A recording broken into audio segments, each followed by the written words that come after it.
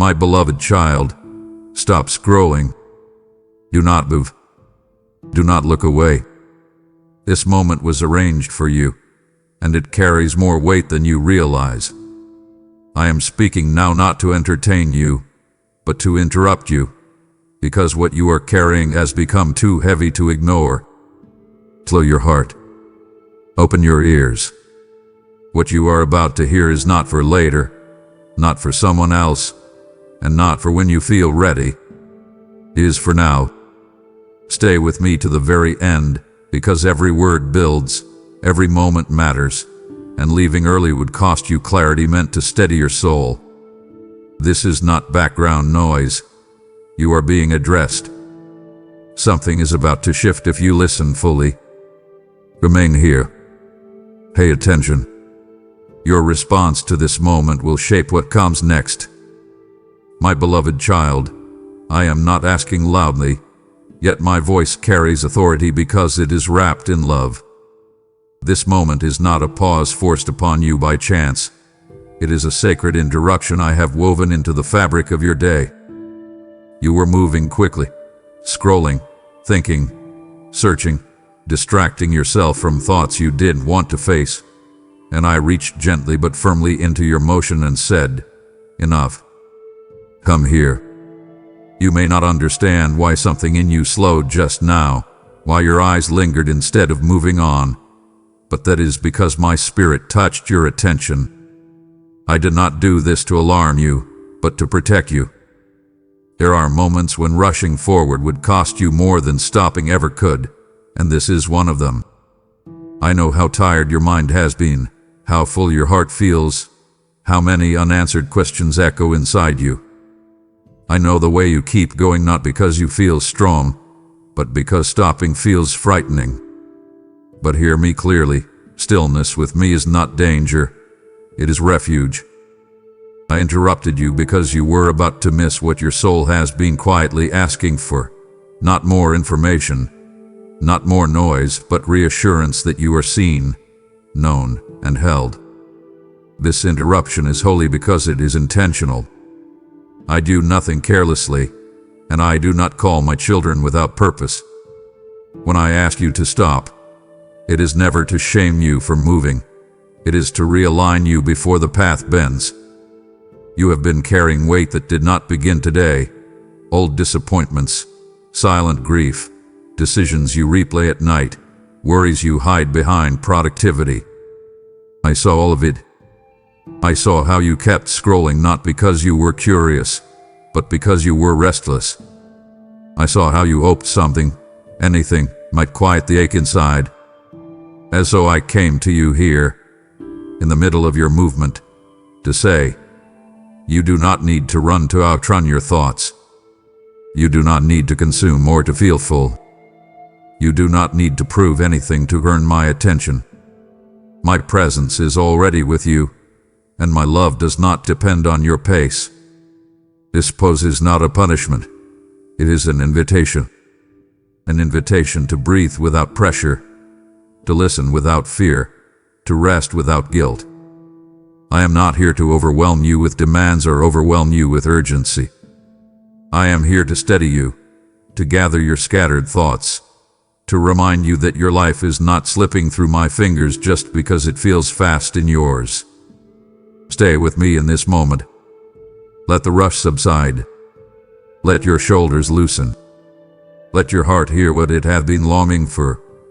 You are not lost, and you are not late.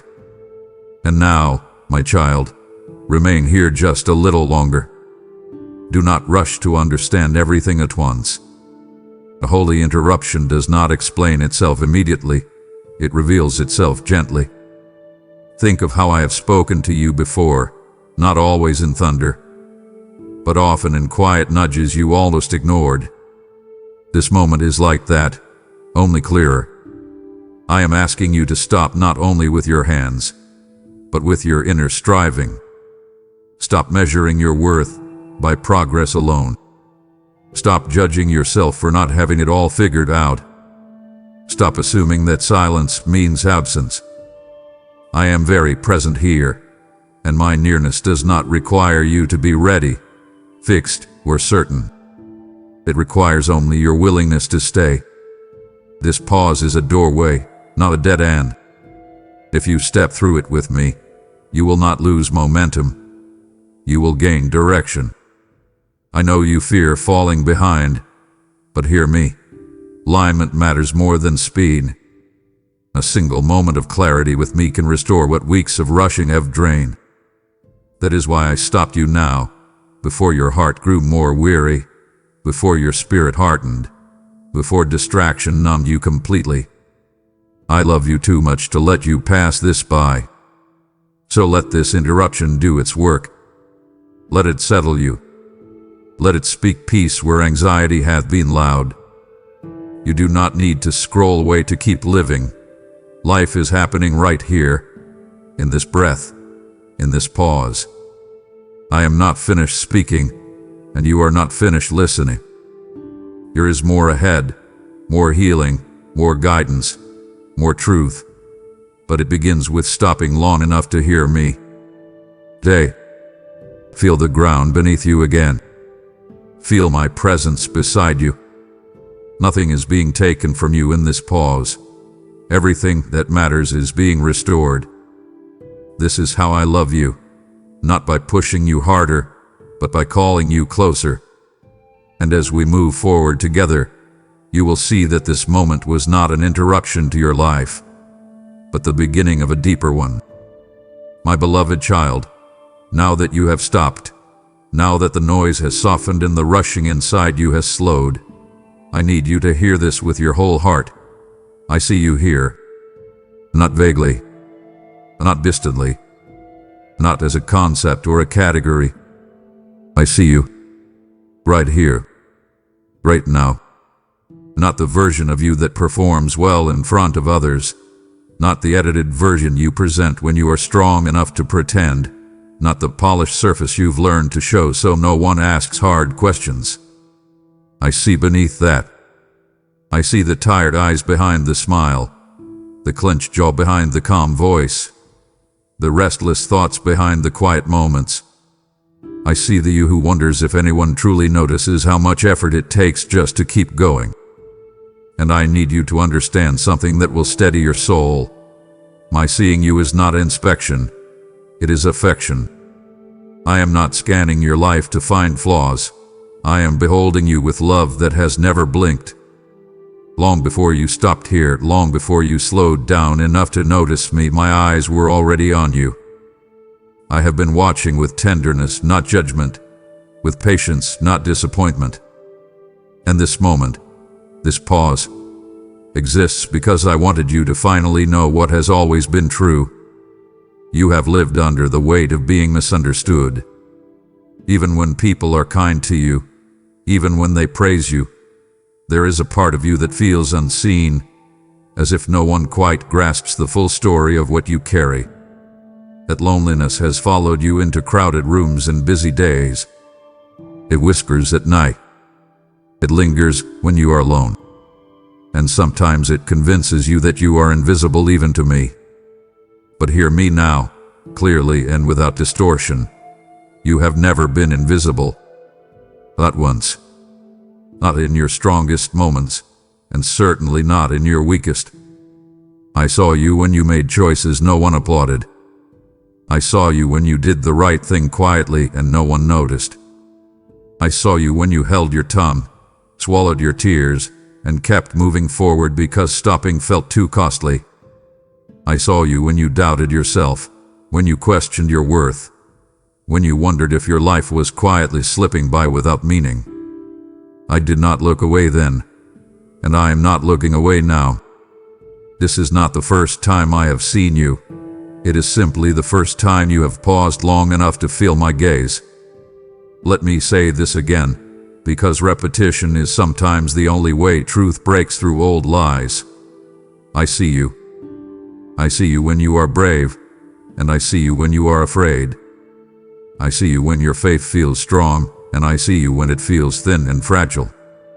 I see you when you pray with confidence, and I see you when you don't have the words and can only sigh. Nothing about you confuses me. Nothing about you overwhelms me. You are not too complex, too inconsistent, too broken, or too slow for my love. I know the contradictions you live with, the desire to be hopeful and the fear of being disappointed again, the longing for closeness, and the instinct to protect yourself by staying guarded. I know how you can be generous and guarded, faithful and fearful, strong and weary all at once. And I love you in your wholeness, not just in the parts you are proud of. This is what it means when I say I see you. I hold the full picture without rejecting any part of it. As you stay here with me, let the contrast become clear between how you see yourself and how I see you. You see delays, I see preparation. You see weakness, I see endurance. You see confusion, I see a heart that is searching honestly. You see flaws that disqualify you, I see stories that shape you. And where you have learned to be harsh with yourself, I am gentle. Where you rush to judge yourself, I take my time. Where you assume the worst, I speak hope. This is not empty reassurance. This is truth spoken from intimacy. I am not distant from your life, observing from afar. I am near enough to feel the ache you feel when you think no one understands. And I am telling you now, with the authority of love and the softness of a father's voice, you are known, you are noticed, you are cherished. This moment is not about fixing you. It is about anchoring you in the reality that you have always mattered. Stay with me as we move forward, because what comes next builds on this truth. You cannot receive direction if you believe you are unseen. You cannot rest if you think you must constantly prove your value. You cannot move freely if you believe you are alone. That is why I began here, why I spoke first of stopping and now of seeing. I wanted you grounded in this assurance before we go any further. Let it settle into you slowly. Let it undo old assumptions.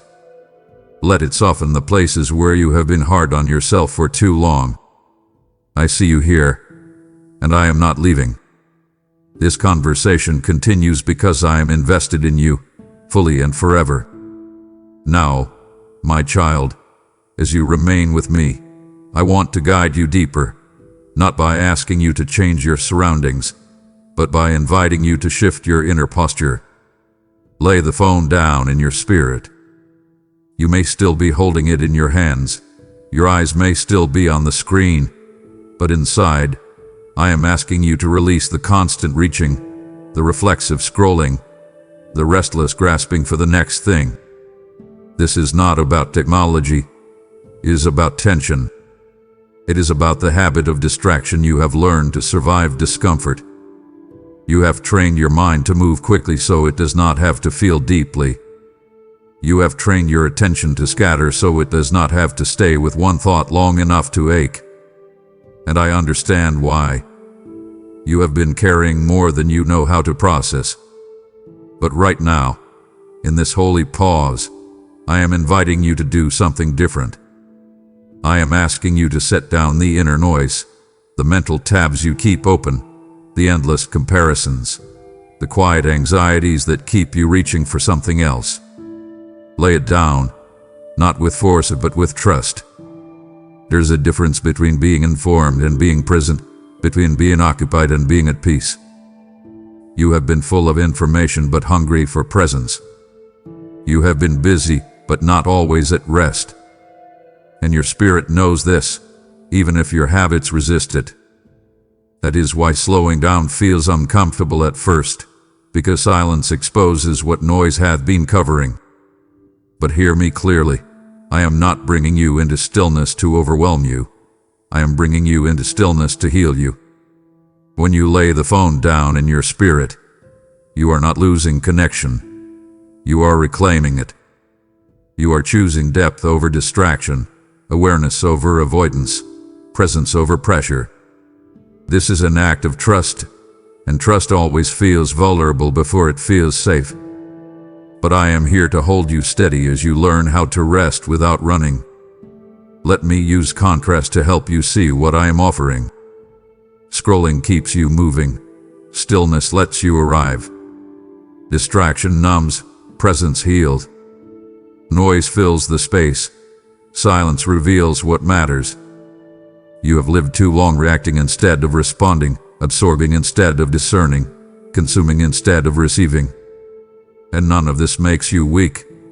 It makes you human in a world that profits from keeping you restless. But you were not created to live constantly stimulated and quietly exhausted. You were created for communion, for clarity, for a pace that allows your soul to breathe. That is why I am speaking to you this way now, gently but urgently, repeating what matters until it settles. Lay it down. Lay down the fear of missing out. Lay down the pressure to keep up.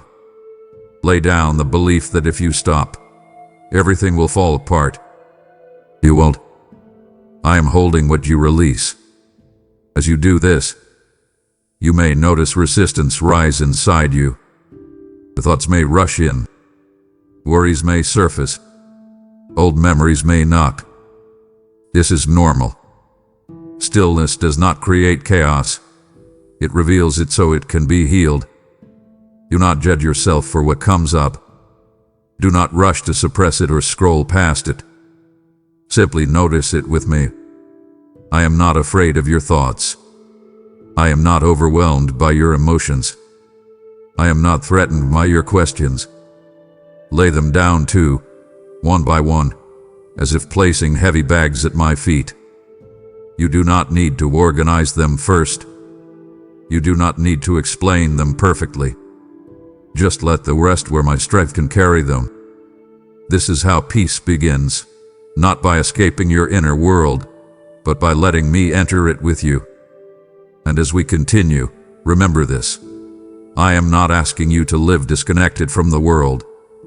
I am teaching you how to live anchored within it.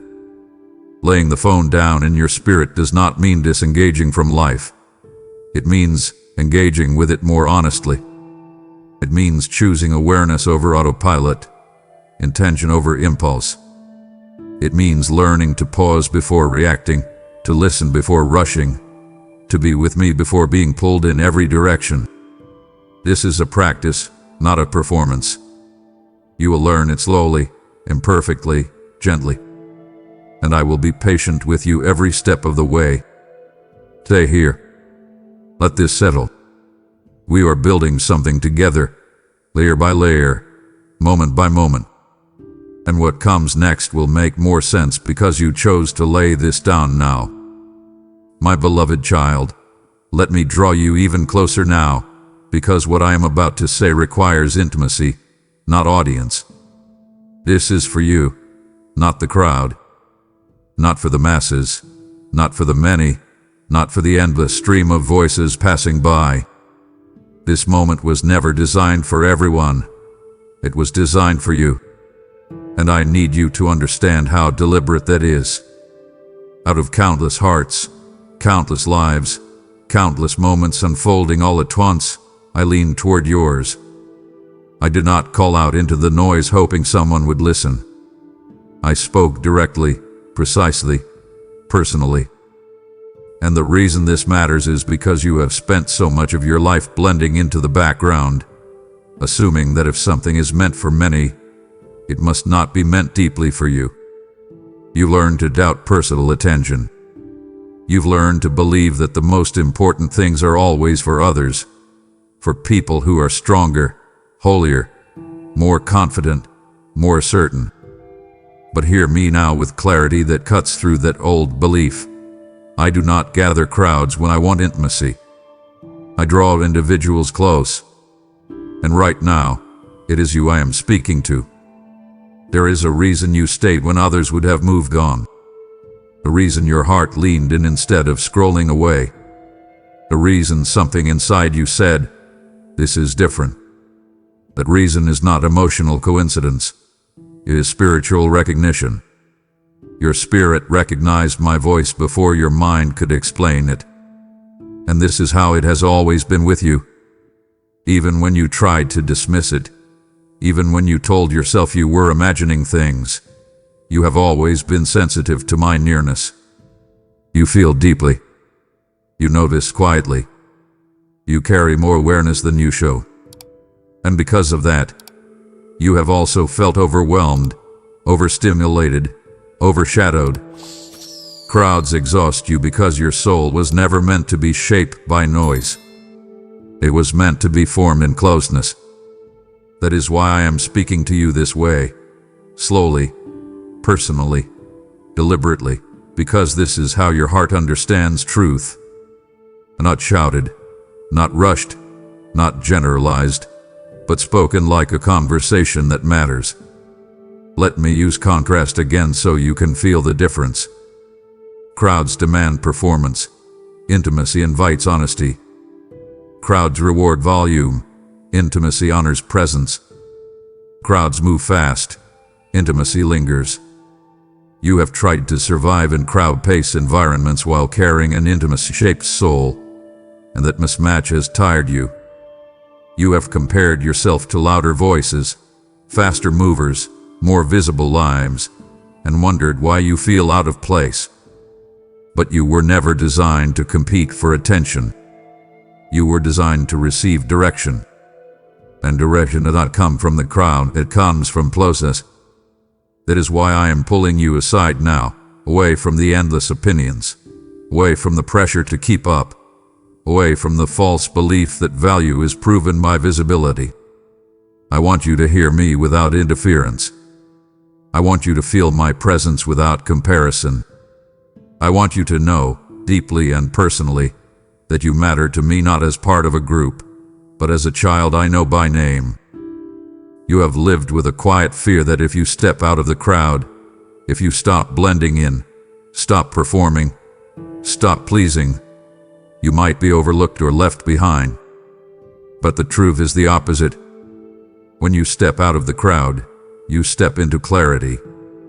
When you stop trying to be everything for everyone, you make space to receive what is meant specifically for you. This moment is proof of that. You did not get here by accident. You were not randomly selected. You were drawn. And I want you to let that truth settle into the places where you have felt small, unseen, or interchangeable.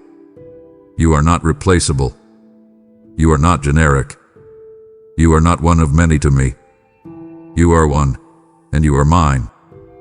That is why this conversation feels personal, because it is. And as we continue, remember this. I am not speaking over you. I am speaking to you. Stay with me. This is not a broadcast. This is a bond. Now, my child, because you have stayed, because you have listened, because you have allowed me to speak personally and not generically, I want to name what you have rarely spoken aloud. I know the weight you carry. Not the obvious weight that others can see, but the quiet weight you shoulder alone. The weight of responsibility that followed you longer than it should have. The weight of expectations you did not choose but felt obligated to meet. The weight of being the one who holds things together when others fall apart. You have become strong out of necessity, not preference. Capable out of survival, not ease. And while others admire your resilience, few have asked what it costs you. I have. I see the toll it has taken, the tension in your body, the restlessness in your mind, the weariness that settles in when no one is watching. You have learned to carry this weight silently, efficiently, convincingly. But hear me now. You were never meant to carry it alone. There have been seasons where you told yourself, just a little longer. Just get through this. Just hold on. And you did. And again. You pushed through exhaustion. You postponed rest. You delayed grief. You minimized your own needs because others depended on you or because you feared what would happen if you stopped. And in doing so, you became very good at endurance, but not always at receiving help. This is where the weight grew heavier. Not because you were weak, but because you were faithful without relief. And faith without rest becomes strain. I am not rebuking you for this. I am acknowledging it. You do what you knew how to do with what you had. But now I'm here to tell you something that will change how you move forward. Strength does not mean carrying everything. Strength also means knowing when to set things down. Let me speak with repetition now, because your heart needs to hear this more than once. I know the weight you carry. I know the decisions you replay. I know the worries you wake up with. I know the responsibilities that feel non-negotiable. I know the emotional labor you perform without recognition. I know the pressure you put on yourself to not fail, not fall, not disappoint. I know how heavy it feels to be the reliable one. And I am telling you, clearly, lovingly, firmly, that you do not have to prove your worth by suffering quietly. You do not earn my approval through exhaustion. You do not secure your future by never resting. A belief has kept you functioning, but it has also kept you tense. And I am inviting you into a different way now. A way where trust replaces tension. Where rest interrupts striving. Where my strength carries what yours was never designed to hold. As we continue together, I want you to imagine something simple but powerful. Setting the weight down, not all at once, not dramatically, but piece by piece. One worry at a time. One expectation at a time. One self-imposed pressure at a time. You do not have to collapse to be relieved. You simply have to release. I am not asking you to abandon responsibility. I am asking you to share the load. My yoke is easy not because life is effortless, but because you are not carrying it alone. And as you learn to let me shoulder what has been weighing you down, you will notice something shift. Not immediately in your circumstances, but in your spirit. Breathing will feel easier. Decisions will feel clearer. Rest will feel less guilty. This is not weakness. This is alignment. And it begins here, in this honest acknowledgement. The weight has been real, and you have carried it long enough. We will go forward gently from here. I will not rush you. I will not overwhelm you. I will walk with you at a pace that allows healing, not just survival. Stay with me. There is more to unfold, and it will come in layers: layered truth, layered rest, layered renewal. You are not behind. You are not failing. You are simply being invited to live lighter than you have before. And I will help you do that, step by step. My beloved child, now that you have acknowledged the weight you carry, now that you have allowed me to name it without shame, I must speak with gentle urgency. Do not rush past this. I know your instinct. I know the reflex inside you that says, okay, I understand. Now what's next? You have learned to move quickly because slowing down once cost you something.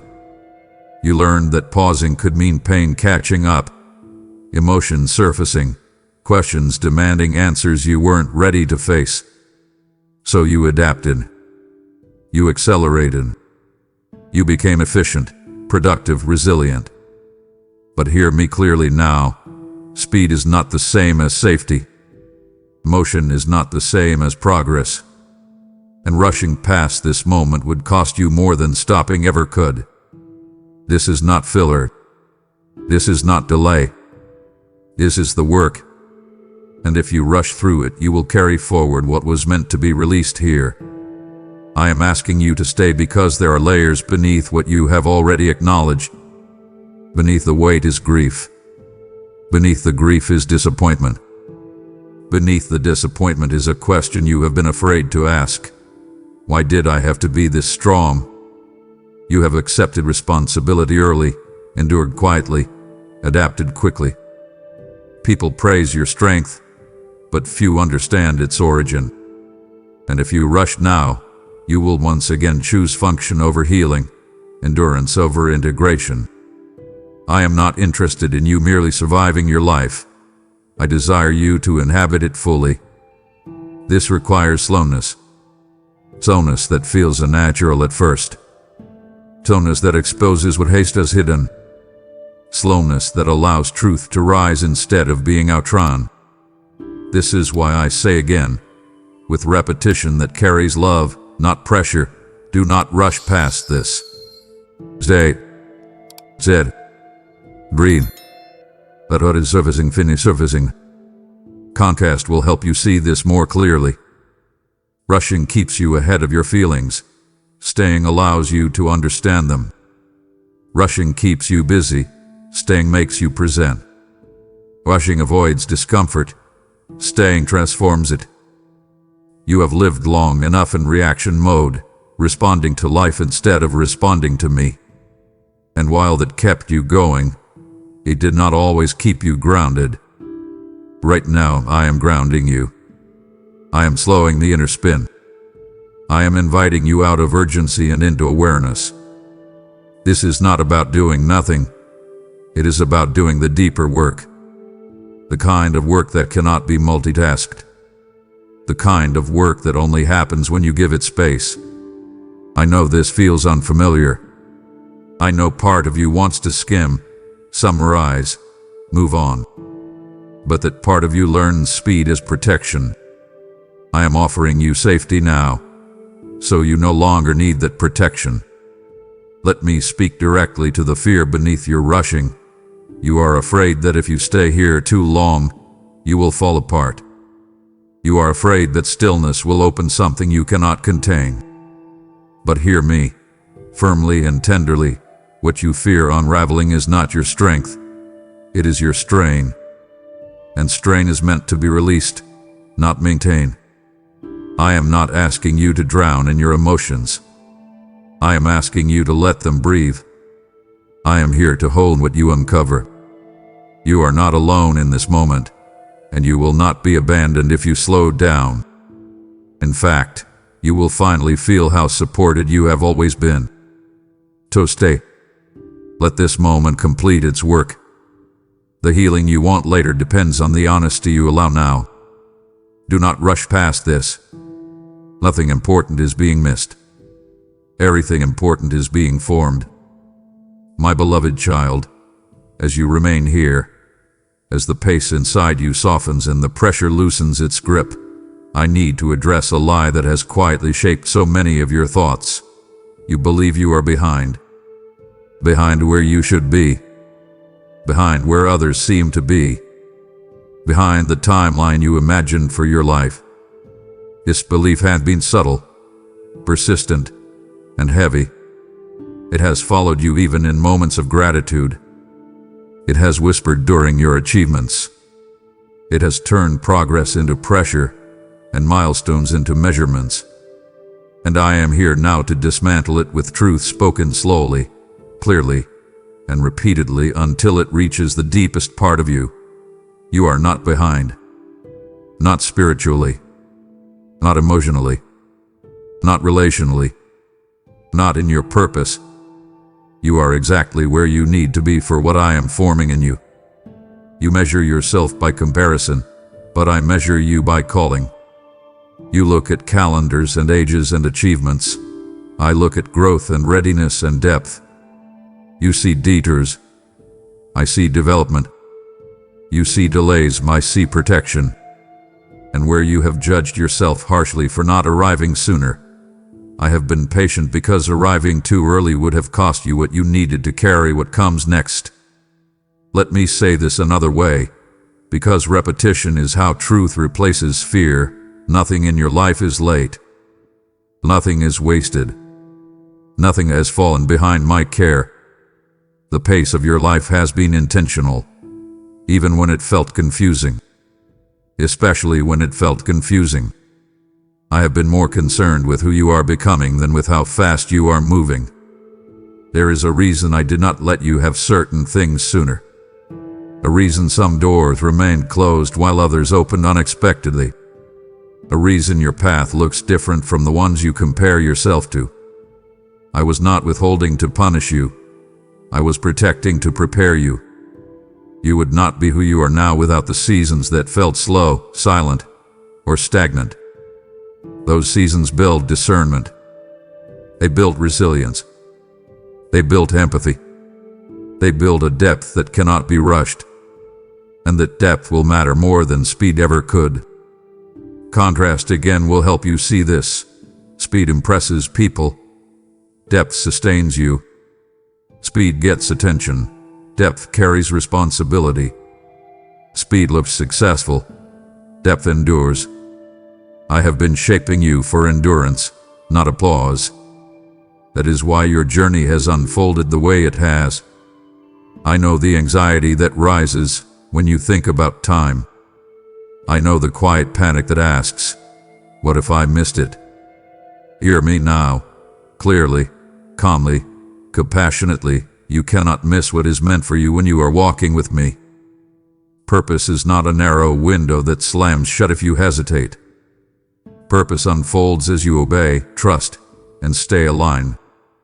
And you have been doing that, even when you did not realize it. Your faithfulness in unseen places matters more than visible progress. Your willingness to keep going, to keep listening, to keep choosing integrity over shortcuts, that has kept you exactly on course. You are not behind. You are becoming.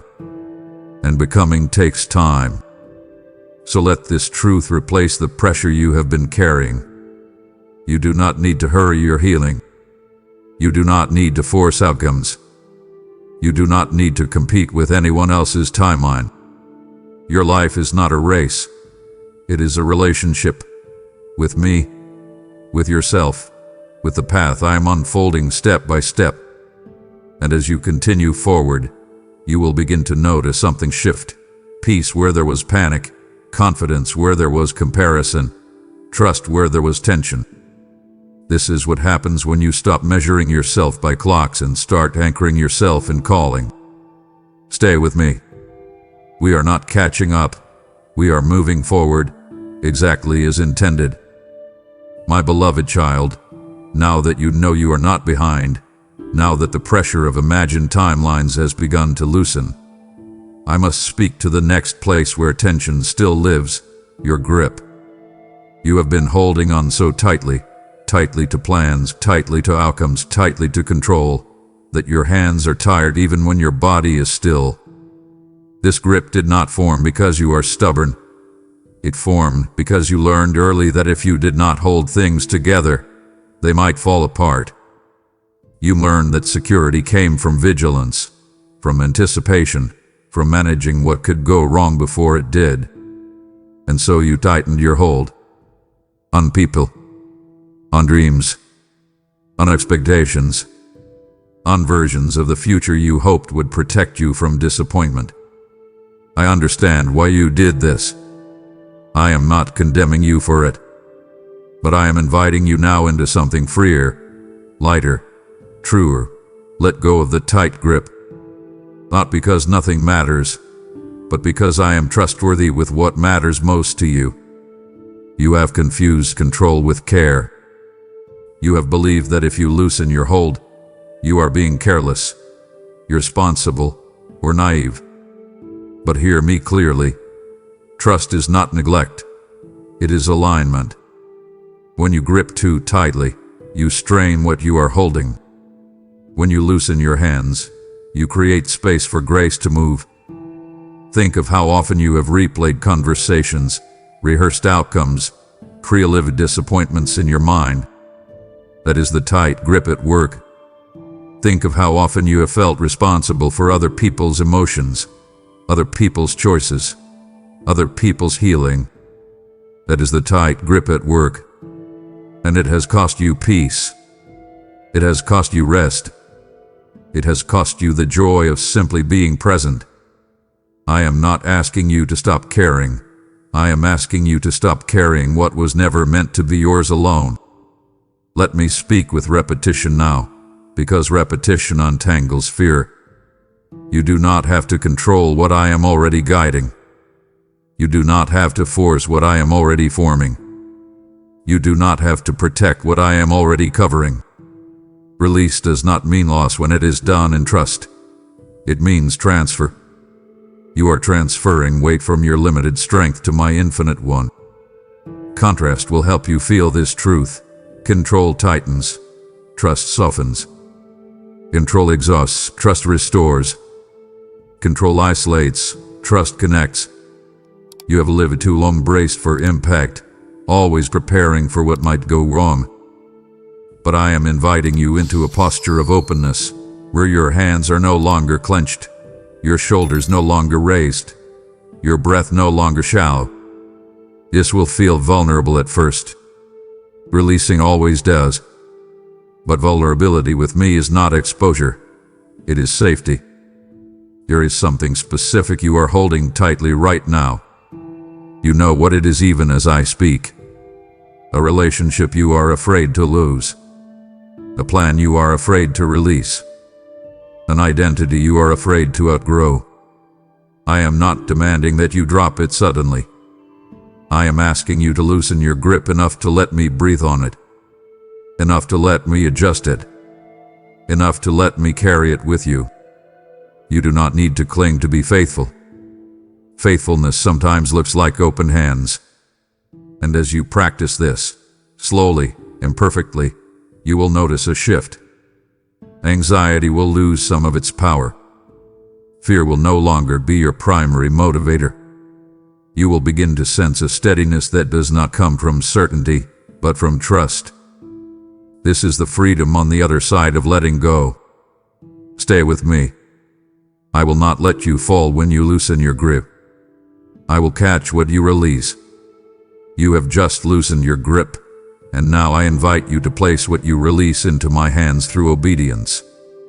When you sow into this work, you are not losing, you are transferring weight, just as I told you, from your hands into mine, and I multiply what you trust me with. This message is oil for weary souls and light for those still clenched in fear, and your giving carries it farther than your voice ever could. I am speaking to you now. Those who sow generously will reap generously.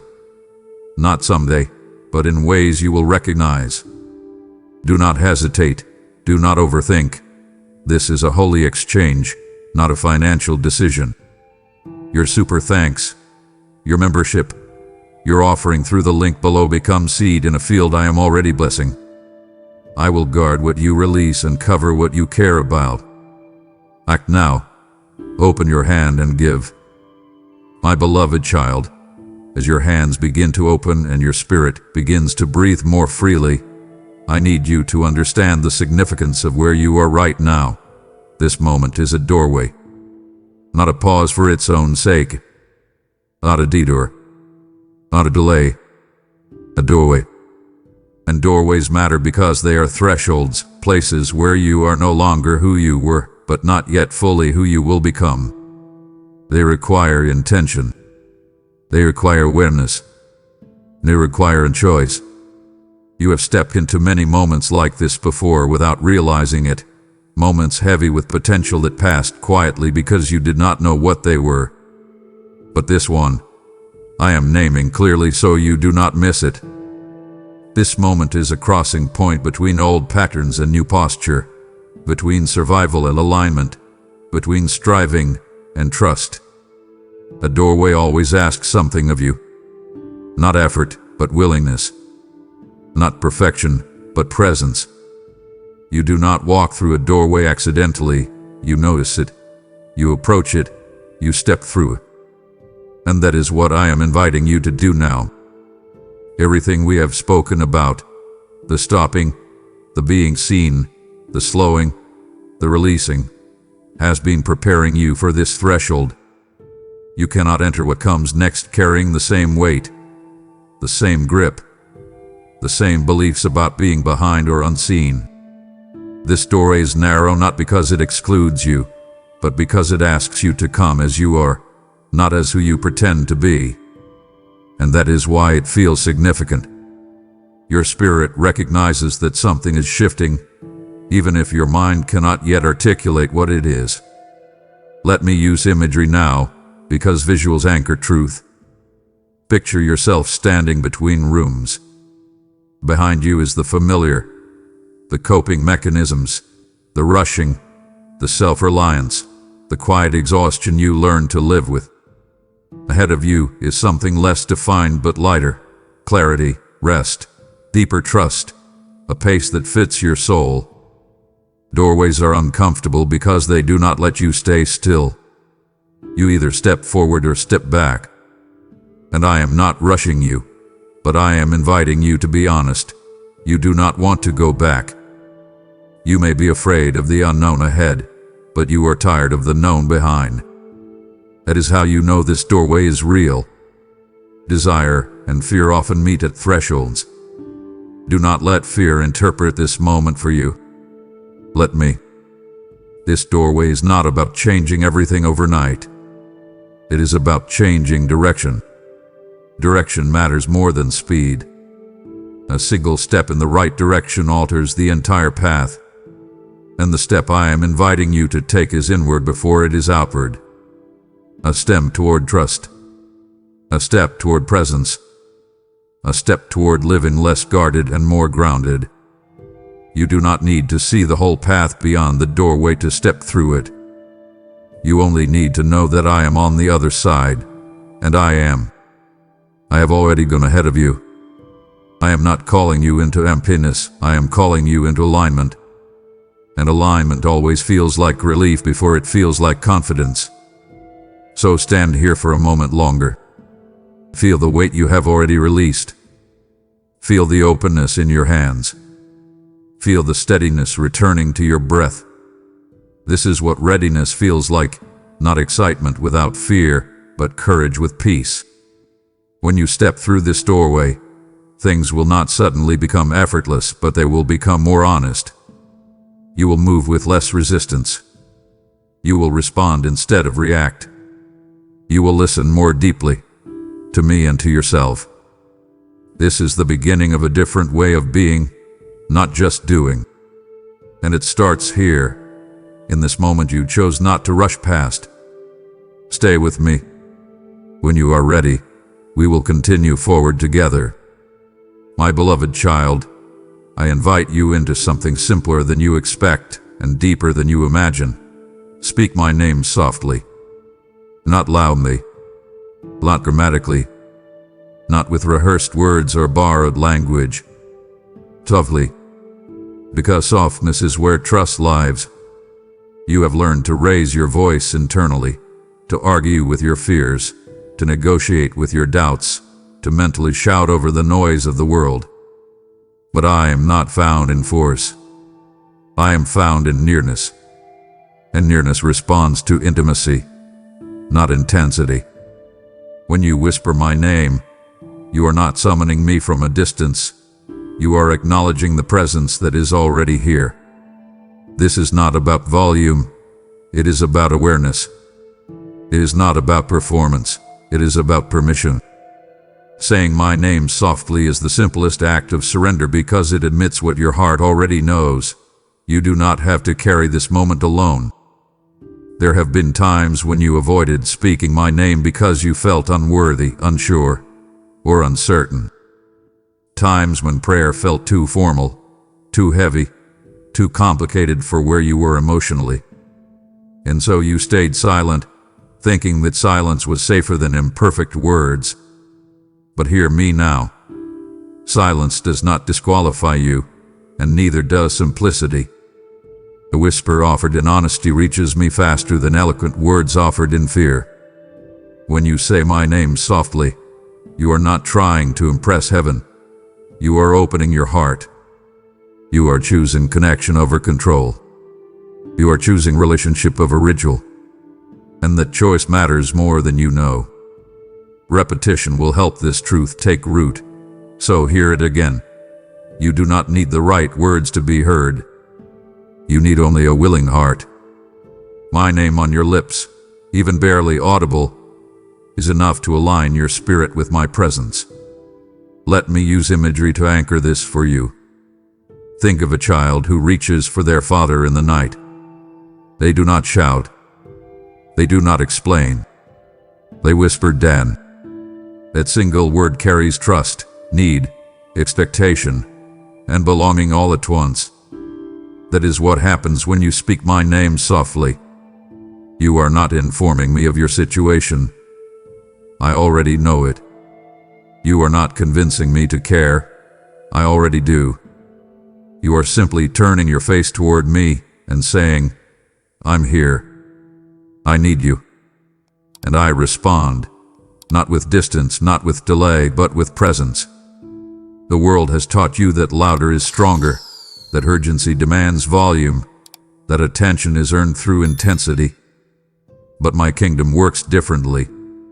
In my presence, softness is strength. Gentleness is power.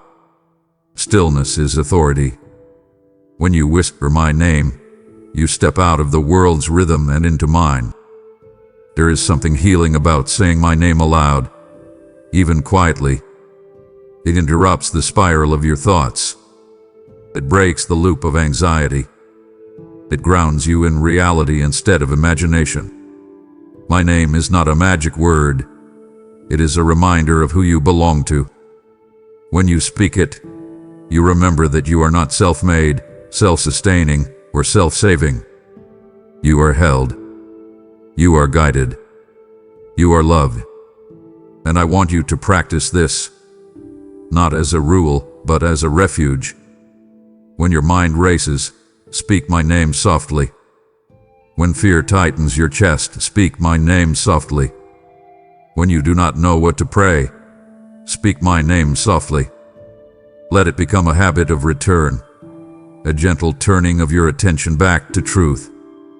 This is not about escaping your reality, it is about inviting me into it.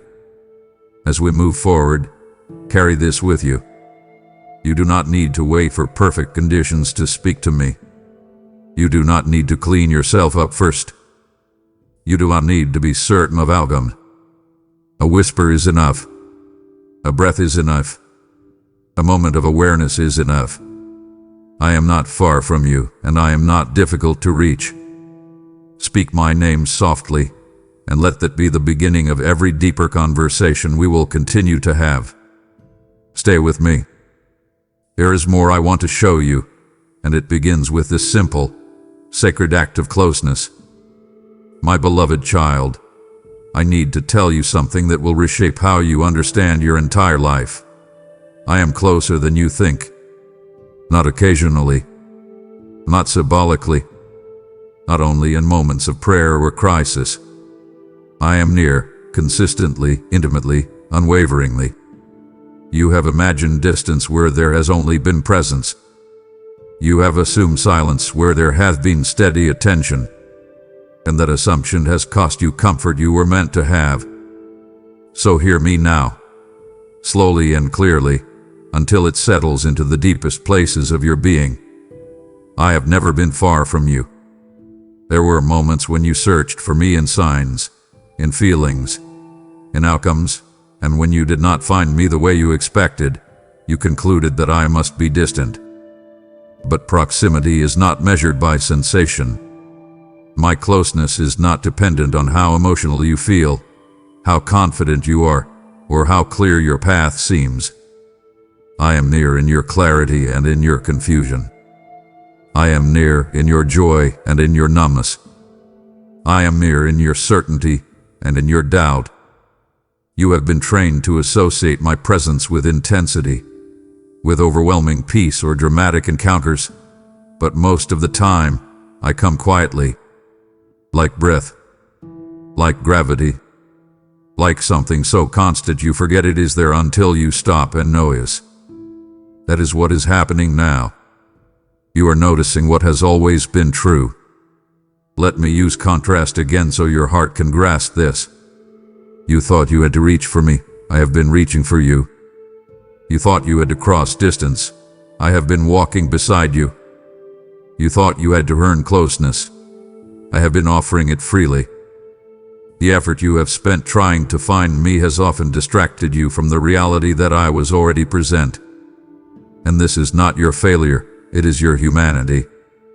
You have been navigating a world that constantly pulls your attention outward, away from the quiet awareness of my nearness. But now, in this moment of stillness, that awareness is returning, and with it comes relief. Relief that you were never abandoned. Relief that you did not miss me. Relief that nothing essential was lost while you were busy surviving. Think back over your life, and you will begin to see it. Moments where you were protected without knowing how. Moments where something held you together when you felt close to breaking. Moments where you made it through without fully understanding why. That was my closeness. Not dramatic, not announced to, but faithful. I was there when you cried alone. I was there when you made hard decisions. I was there when you felt unseen by others. I was there when you doubted yourself. I was there when you kept going even though you were tired. My presence did not depend on your awareness of it. It sustained you even when you questioned it. And now I am inviting you to live with awareness of what has always been real. As you move forward, this truth will change how you face uncertainty. You will no longer ask, "Where is God in this?" as often, because you will begin with the assumption of my nearness. You will face challenges differently, not because they disappear, but because you are no longer facing them alone.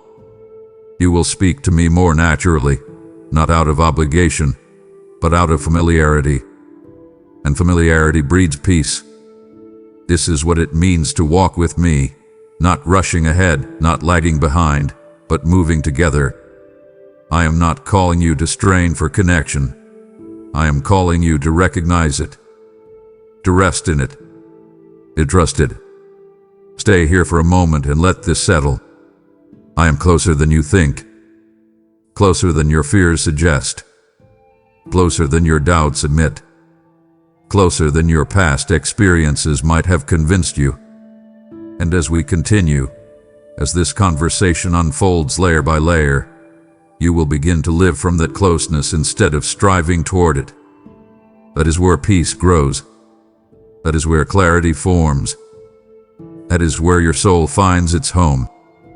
Stay with me. We are not separated. We never have been.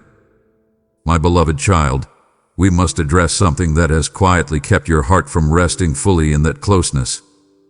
You keep replaying old failures. Not always consciously, not always with words, but in subtle glances backward that steal your peace in the present. Moments you wish you had handled differently. Choices you would undo if time allowed. Seasons where you believe you should have known better, acted faster, been stronger, been wiser. These memories rise like echoes, repeating themselves when you are tired, when you slowed down, when you finally stopped distracting yourself. And each time they replay, they whisper the same accusation. This is why you cannot fully move forward. But hear me now with authority wrapped in compassion. Those memories are not guides, they are ghosts. And it is time to stop letting them speak louder than my truth. You have confused reflection with punishment. You think revisiting the past keeps you humble, keeps you careful, keeps you from repeating mistakes. But what it has truly done is keep you bound. Bound to versions of yourself that no longer exist. Bound to outcomes that have already been redeemed. Bound to shame disguised as responsibility. I do not ask my children to live backward. I redeem the past so it no longer defines the present. Yet you keep reopening chapters I have already closed, reading lines I have already rewritten. And each time you do, you reinforce a lie, that your mistakes are more powerful than my mercy, that your missteps outweigh my grace, that your past has authority over your future. My child, this is not humility. This is burden, and I never intended you to carry it. Let me speak with repetition now, because repetition breaks cycles. Your failures are not prophecies. Your mistakes are not identities. Your past is not a prison. What you learned mattered. What you regret does not rule you. Contrast this clearly. Conviction leads you forward. Condemnation drags you backward. Conviction is specific and healing. Condemnation is vague and heavy. Conviction says, grow. Condemnation says you are.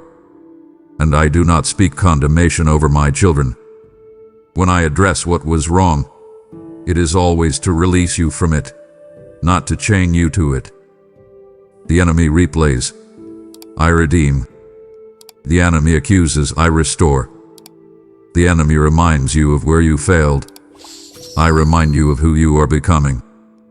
You cannot hear both voices clearly at the same time. One must be silenced for the other to guide you. There is a reason those memories resurface when you are about to step into something new. Old failures grow out at the edge of growth.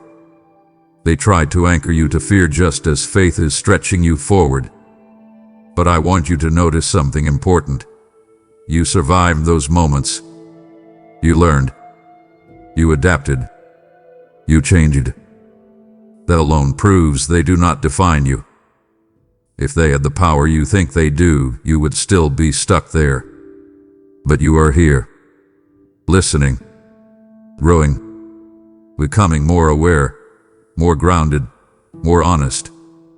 That is evidence of redemption at work. So when the replay begins again, and it will, do not argue with it endlessly. Do not analyze it into exhaustion. Simply say that chapter is closed. Say it calmly. Say it firmly. Say it with trust. And then turn your attention back to me, to the present moment where grace is active and life is unfolding. As we continue, I want you to practice something new. When the past tries to speak, let the present answer. Let the truth of who you are now respond to the echo of who you were then. I am not asking you to forget. I am asking you to release. Release the self-punishment. Release the endless what if.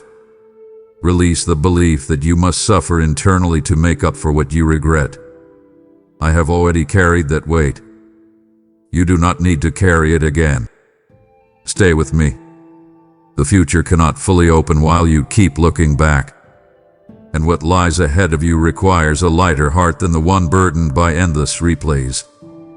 My beloved child, now that the past no longer has permission to replay unchecked, now that shame is losing its voice and truth is taking its place, I want to address the pattern that has shaped so much of how you relate to me, to others, and even to yourself.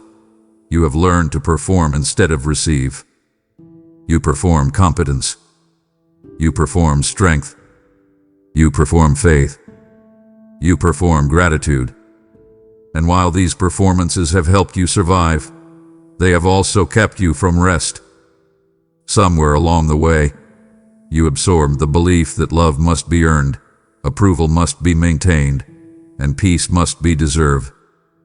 And so you try, quietly, constantly, to get it right, to say the right things, to feel the right way, to be the right kind of person. But hear me now with clarity that frees. You do not receive from me by performing for me. You receive by opening your hands. Performance is exhausting because it never feels finished. There is always more to prove, more to manage, more to maintain. And you have carried that mindset into your spiritual life without realizing it. You measure your closeness to me by how consistent you feel, how focused you are, how strong your faith seems on any given day. When you feel steady, you assume I am pleased. When you feel weak, you assume I am distant. But my love does not rise and fall with your performance. My presence is not a reward for effort. My grace is not a response to correctness. Grace is given, not achieved. Peace is received, not produced. And the moment you stop performing is the moment you finally begin to rest. Let me use contrast again so this truth can settle deeply. Performance asks, am I enough? Receiving asks, will you carry me? Performance strives, receiving trusts. Performance hides weakness, receiving brings it into the light. Performance keeps you busy, receiving makes you still. You have been so busy trying to be enough that you have rarely allowed yourself to be held. And I am inviting you now into a different posture, not standing tall to impress, but sitting close to receive. This is not passivity, it is humility. It is the humility of knowing you are loved without conditions, that your value is not negotiable, that your place with me is secure even when you feel uncertain. There is a fear beneath your performance, the fear that if you stop trying, everything will fall apart, that if you stop managing, you will be exposed, that if you stop striving, you will be overlooked. But I am telling you now, with the tenderness of a father and the authority of truth, you are safest when you are receiving. You are most secure when you are resting. You are most aligned when you are honest about your need. I am not asking you to abandon responsibility. I am asking you to abandon self-reliance. Let me be your source instead of your supplement. Let me be the foundation instead of the backup plan. You were never meant to carry your life on your own strength. To practice this with me now. Do not try to feel something impressive. Do not search for the perfect response. Simply receive. Receive my presence. Receive my peace. Receive my guidance. Receive my patience with you. Let your shoulders drop. Let your breath slow. Let the inner effort quiet. This is where transformation happens, not in striving harder, but in resting deeper. And as you learn to receive, you will find that obedience becomes lighter, faith becomes steadier, and love becomes more natural. Stay with me. There is more ahead, and it will unfold not through effort, but through trust. My beloved child, now that you are learning to receive instead of perform, now that the exhausting cycle of earning and proving is loosening its grip, there is one fear that still lingers quietly in the background of your heart, and it must be addressed with tenderness and truth. You are afraid that I am angry with you. Not always consciously, not always with words, but in the way you hesitate, the way you brace yourself, the way you expect disappointment instead of welcome. Somewhere along the road of your life, you learn to associate authority with anger, correction with rejection, silence with disapproval. And without realizing it, you carried that assumption into your relationship with me. You imagined my patience had limits, my grace had conditions, my love had an expiration date tied to your behavior. But hear me now, slowly and clearly, until this truth settles deeper than the fear ever did. I am not angry with you. I know the moments you replay. I know the questions you are afraid to ask me. I know the choices you regret, the habits you struggle to break, the ways you feel inconsistent and unfinished. And still, I am not angry with you. Anger pushes away. Love draws near. Anger keeps score. Love restores. Anger demands punishment. Love offers healing. When you stumble, I do not turn my face from you. I turn toward you. When you fall short, I do not withdraw my presence. I steady you. When you doubt, I do not shame you. I remind you who you are. You have mistaken conviction for condemnation, discipline for disgust. But my correction has never been rooted in anger. It has always been rooted in care. I correct what can harm you because I love you, not because I am fed up with you. Let me speak with repetition now, because repetition is how fear finally loosens its hold. I am not angry with you when you are tired. I am not angry with you when you struggle. I am not angry with you when your faith feels small. I am not angry with you when you ask hard questions. I am not angry with you when you need time to heal. You have imagined me standing over you with crossed arms, waiting for you to do better. But that image was never mine. I am beside you, not towering above you. I am guiding you, not glaring at you. My patience is not thin, it has held.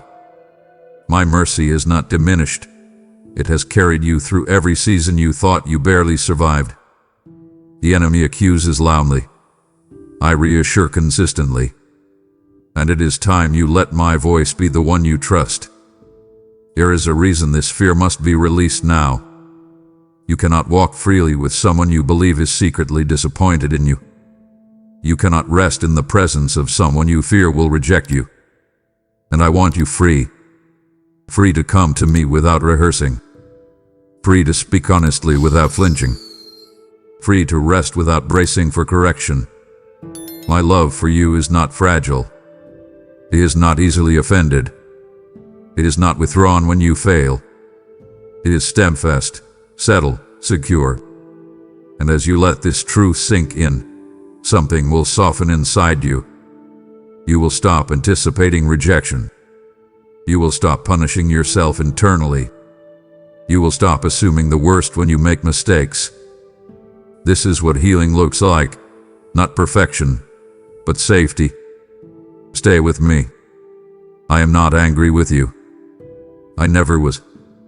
My beloved child, now that you know you are not walking toward an angry God, but resting in the presence of a loving Father, I invite you into a choice that will shape how deeply this truth takes root in your life. Choose stillness over scrolling. This is not a command born of restriction. It is an invitation born of care. Scrolling has become a reflex for you, a way to fill silence, avoid feeling, distract from discomfort, or quiet the restlessness that rises when you stop moving. And while it offers momentary relief, it also fragments your attention and dulls your awareness. Stillness, on the other hand, feels unfamiliar because it does not distract, it reveals. But what it reveals is not meant to harm you, it is meant to heal you. When you choose stillness, you are not choosing emptiness. You are choosing presence. You have lived in a world that rewards constant input, constant updates, constant engagement. And without noticing, you have absorbed the belief that if you stop, you will miss something important. But hear me now, the most important things in your life are not found by scrolling past them. They are found by staying with them. Stillness does not take something from you. It gives something back: clarity, calm, coherence. Contrast again will help you see this. Scrolling numbs, stillness awakens. Scrolling fills time, stillness fills you. Scrolling distracts, stillness directs. You have been consuming endlessly, but your soul has been craving connection. And connection requires presence, not noise. Choosing stillness does not mean rejecting the world. It means refusing to be ruled by it. It means deciding that your inner life matters more than constant stimulation.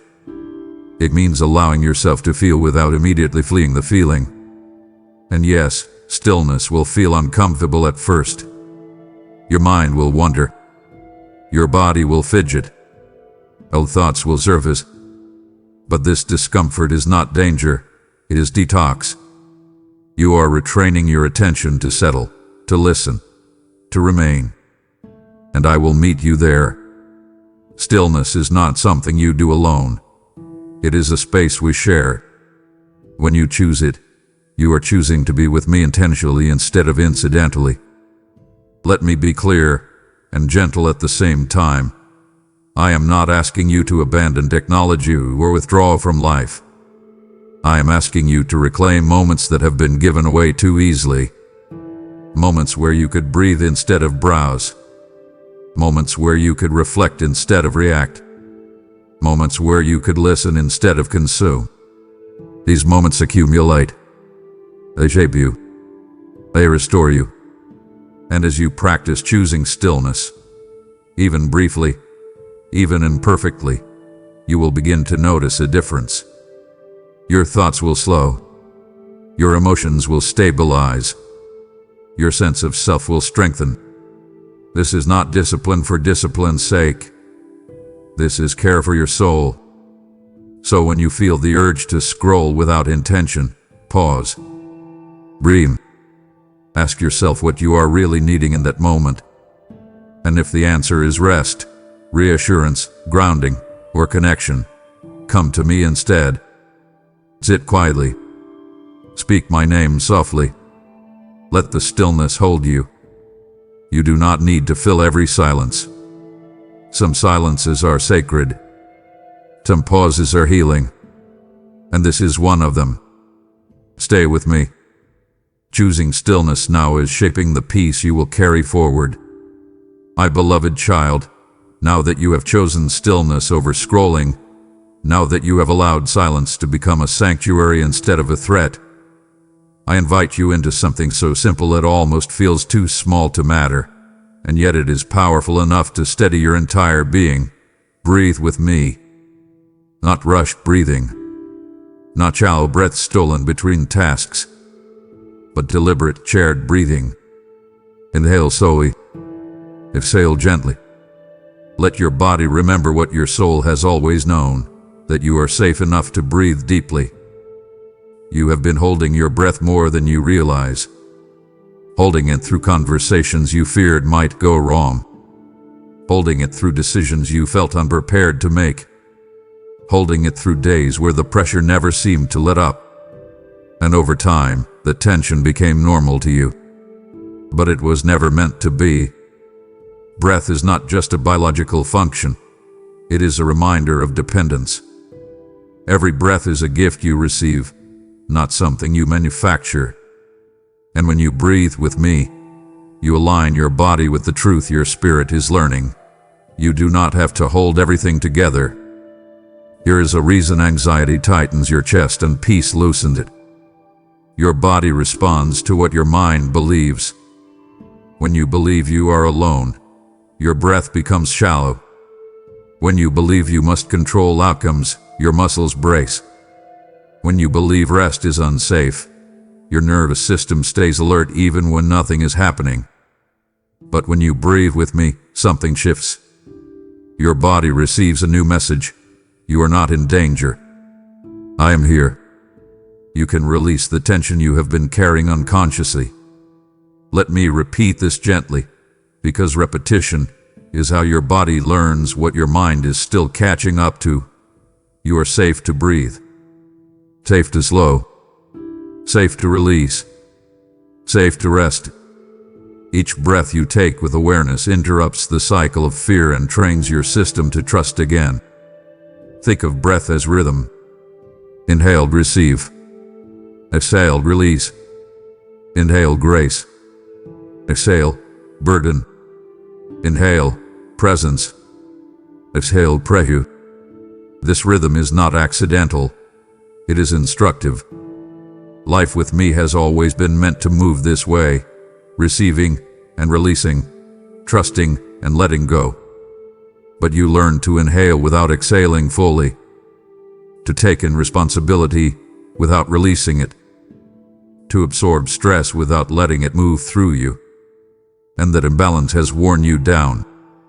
Breathe with me now, not to escape your reality but to inhabit it more fully. When you breathe slowly, you create space between stimulus and response. Space where wisdom can rise instead of panic. Space where peace can interrupt urgency. Space where my voice can be heard clearly. As we continue, I want you to remember this practice, not as a technique, but as a communion. When you feel overwhelmed, breathe with me. When you feel uncertain, breathe with me. When you feel rushed, breathe with me. You do not need to fix your thoughts before you breathe. The breathing will help quiet them. You do not need to feel calm before you begin. Calm will come as you stay. This is how I meet you in the physical as well as the spiritual, through something as ordinary and holy as breath. Let it anchor you. Let it remind you that I am sustaining you moment by moment, not just guiding you in big decisions. Stay with me here. Each breath is a reminder that you are alive, held, and not alone. As you breathe with me, feel how trust begins to flow again. And now let that flow move outward. I am drawing you into a divine rhythm. Receive my peace. Release provision for others who are suffocating under fear. When you give, you become a river, not a reservoir, and living water reaches souls you may never meet this side of heaven. I am declaring this over you now. Whoever refreshes others will himself be refreshed. This is not pressure. This is timing. Your support through super thanks, membership, or PayPal fuels this altar where breath returns to my children. I bless your obedience with peace in your home, clarity in your steps, and strength in your body. Do not scroll past this moment. Give now and breathe life into this mission. My beloved child, as your breath deepens and your body begins to settle, I want to speak to the question that has quietly shaped so many of your worries. What comes next? You have been trying to anticipate it, plan for it, prepare yourself for every possible outcome. And while wisdom does involve intention, it does not require anxiety. Right now, I want you to know this with certainty that steadies your heart. I am reordering your steps. Not punishing you for missteps. Not scrambling to fix mistakes. Reordering. That means I am arranging, aligning, restoring sequence where it felt lost. You have feared that one wrong turn set you permanently off course. But I am not bound by straight lines. I work in curves, pauses, and redirections. And nothing you have walked through has disqualified you from where I am leading you now. Reordering does not always look dramatic. Sometimes it happens quietly, through a conversation that shifts your perspective, a pause that interrupts old habits, a realization that changes how you see yourself. You expected correction to feel harsh, but mine feels like clarity. You expected guidance to feel overwhelming, but mine feels like relief. That is because I am not forcing you into alignment. I am inviting you into it. And alignment often begins internally before it ever shows externally. I am adjusting how you move, not just where you go. I am refining your pace, your priorities, your posture toward life. And as these internal shifts take root, your external path will follow naturally. You do not need to chase the next step. You need to stay present with me as I arrange it. Let me use contrast again so you can recognize my work. You thought you were wondering. I was weaving. You thought you were delayed. I was developing depth. You thought you were off track. I was protecting you from paths that would have harmed you. Reordering is not erasing your past. It is redeeming it. Every experience you have had, every success, every setback, every pause, now has a place in the story I am writing. Nothing is random. Nothing is wasted. And even now, as you sit with me in stillness, things are shifting that you cannot yet see. Doors are aligning. Opportunities are repositioning. Desires are being clarified. Not because you are striving, but because you are listening. There is a peace that comes when you realize you do not have to map your future alone. That peace is beginning to grow in you now. You will notice it when decisions feel less frantic, when comparison loses its grip, when you stop asking, "Am I doing enough?" and start asking, "Am I aligned?" This is the fruit of reordered steps, and it will unfold over time. Not all at once. Be patient with the process. Be gentle with yourself as new rhythms replace old ones. I am not rushing you into the future. I am walking you into it. Step by step. Breath by breath. Well, with that moment. Stay with me. There is more ahead, and it will come in clarity, not chaos. I am reordering your steps, not to confuse you, but to free you. And as you continue, you will look back and see that this quiet moment of breathing, listening, and trusting was not a pause in your journey, but a turning point.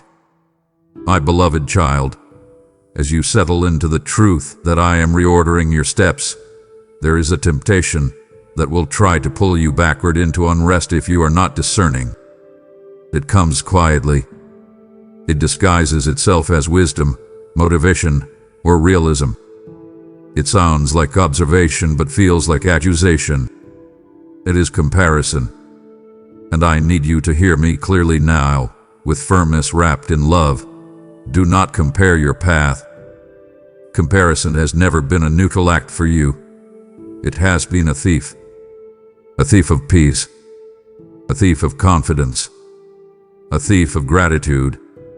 Each time you measure your life against someone else's progress, someone else's clarity, someone else's timeline, you trade truth for illusion. You look at their highlight and judge your behind the scenes. You look at their fruit and ignore your roots. And slowly, quietly, dissatisfaction begins to grow, not because your life is lacking, but because your focus has shifted away from what I am doing in you. You were never meant to walk a borrowed road. I did not design you as a replica or a revision of someone else. Your path carries my fingerprint in ways that only fit your story, your temperament, your calling, your wounds, and your healing. When you compare, you flatten your life into measurements it was never meant to fit. You reduce mystery into metrics. You turn becoming into competing. And that is why comparison leaves you restless even when you are doing well. Because deep down, your spirit knows it is being judged by the wrong standard. Let me say this again, slowly, so it can undo years of quiet self-doubt. Your path is not late because it is different. Your growth is not inferior because it is quieter. Your life is not less meaningful because it is less visible. Contrast will help you see this clearly. Comparison looks outward, calling listens inward. Comparison breeds hurry, calling honors timing. Comparison asks, why not me? Calling asks, what are you forming in me? You have been tempted to believe that if others are moving faster, you must be falling behind. But speed is not proof of alignment. Visibility is not proof of failure. Loudness is not proof of depth. I have hidden some of my greatest work beneath the surface, where roots grow strong enough to support what will eventually rise. And you, my child, have been in a season of rooting more than revealing. That does not make you behind. It makes you prepared. But comparison blinds you to that preparation. It makes you ratwajamaju. It makes you doubt what should be trusted. I want you to notice when comparison enters your thoughts. Love is how it tightened your chest, Jordan, your breath, del you. Those are not signs of wisdom. They are warnings of misalignment. When you catch it, do not condemn yourself. Simply redirect your attention. Bring it back to me. Ask me what your next faithful step is, not someone else's outcome. Ask me what your season is teaching you, not what someone else's season appears to be producing. This is how you stay grounded. This is how you protect your peace. I am not asking you to ignore others. I am asking you to stop using them as a mirror for your worth. You are already known, already seen, already guided. Stay with me. Your path is unfolding exactly as it should, and it does not need comparison to validate it. My beloved child, now that comparison has been named and released, now that your focus is returning inward and upward instead of outward and sideways, I want to draw your attention to something you have underestimated for far too long: the quiet work, the unseen work, the slow, silent shaping that happens when nothing seems to be happening at all. You have been tempted to believe that if you cannot see progress, progress must not be occurring. That if there is no announcement, no applause, no obvious breakthrough, then the season must be empty. But hear me now with certainty that steadies the soul. Some of my most important work happens quietly, and you are in the middle of it. Quiet work does not attract attention, but it builds foundations. It does not feel dramatic, but it creates durability. It often feels like waiting, but it is actually becoming.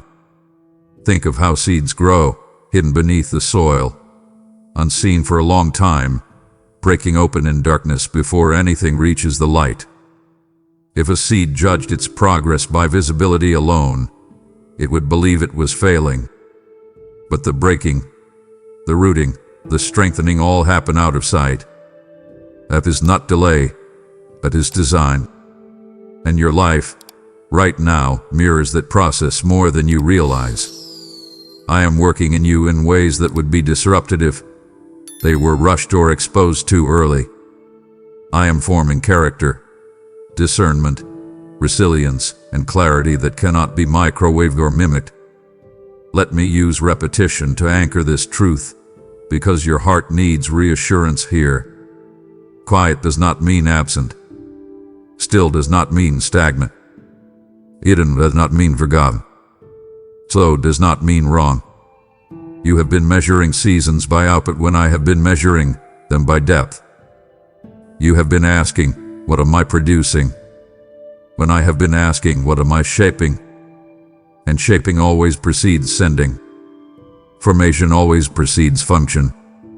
I'm more interested in who you will be when the door opens than how quickly you reach it.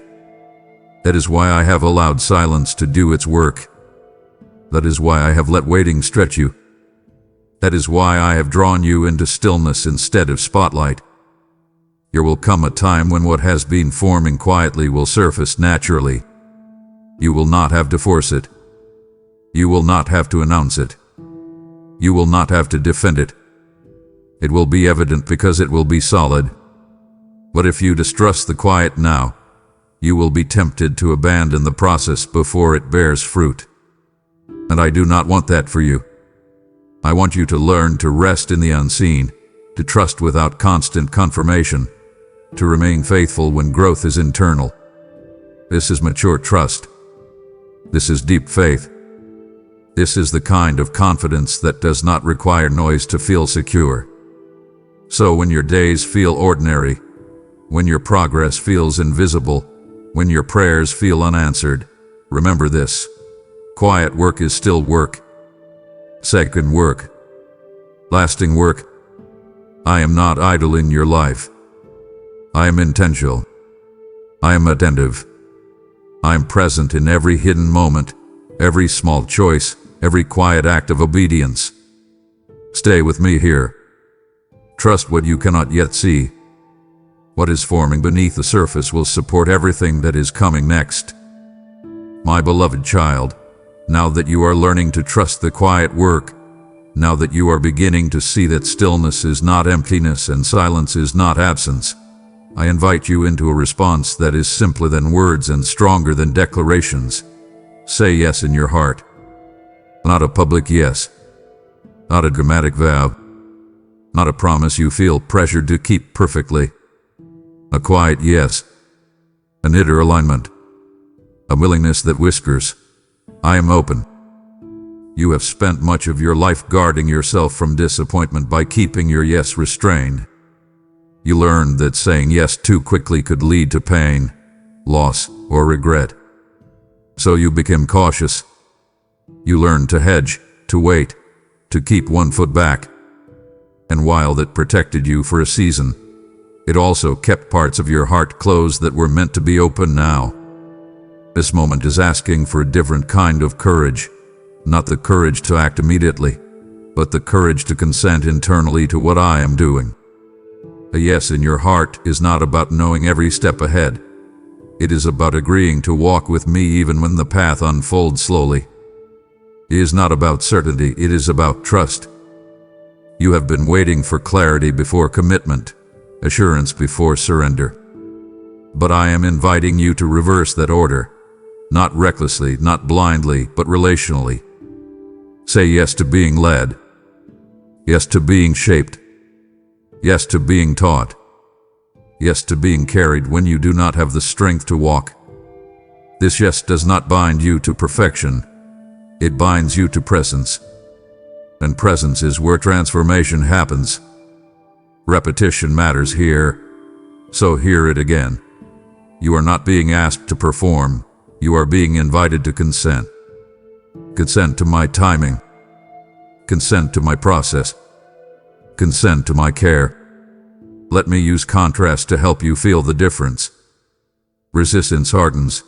Consent softens. Fear negotiates.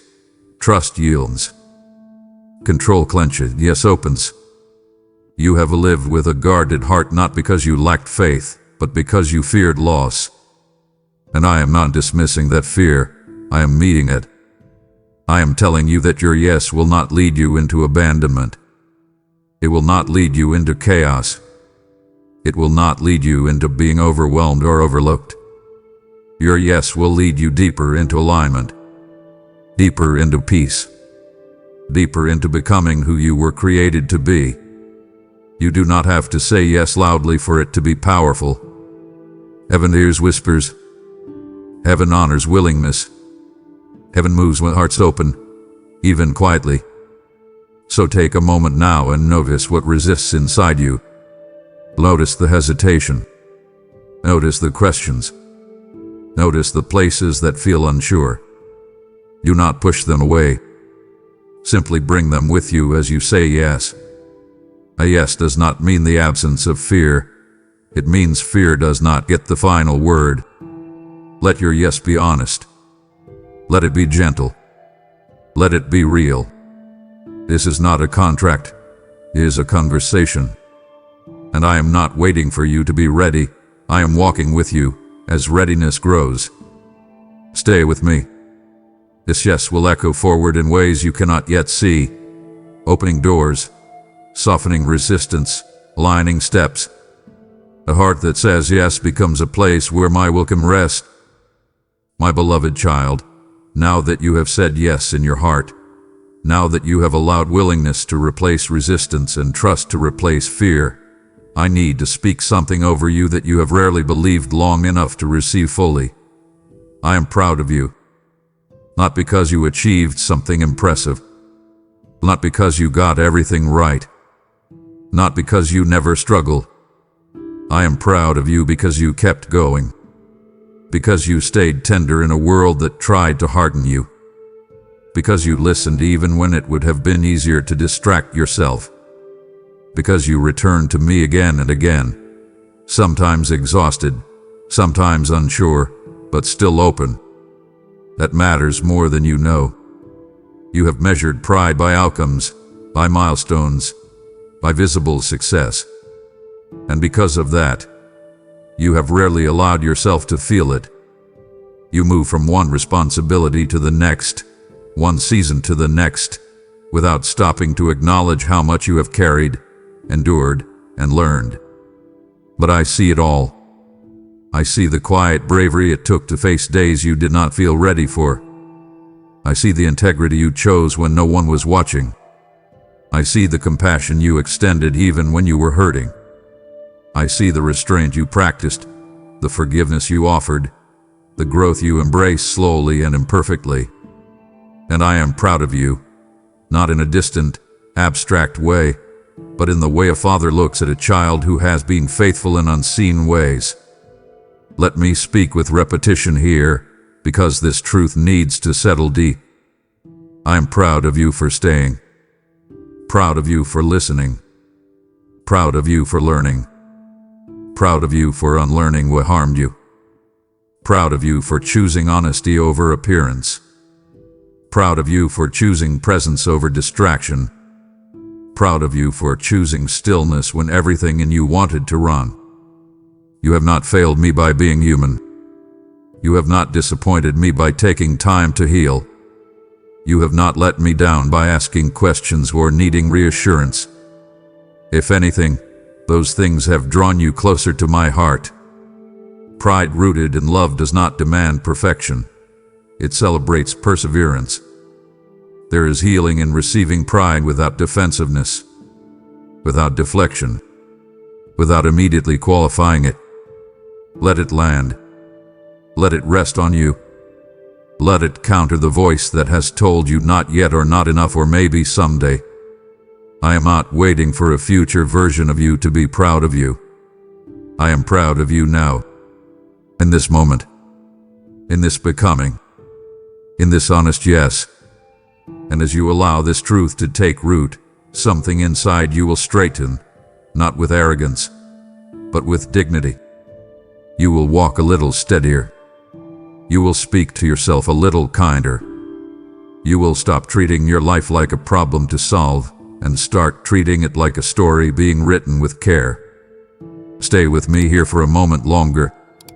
Let pride born of love replace shame born of fear. Let affirmation quiet the inner critic. Let my voice become the one you trust most.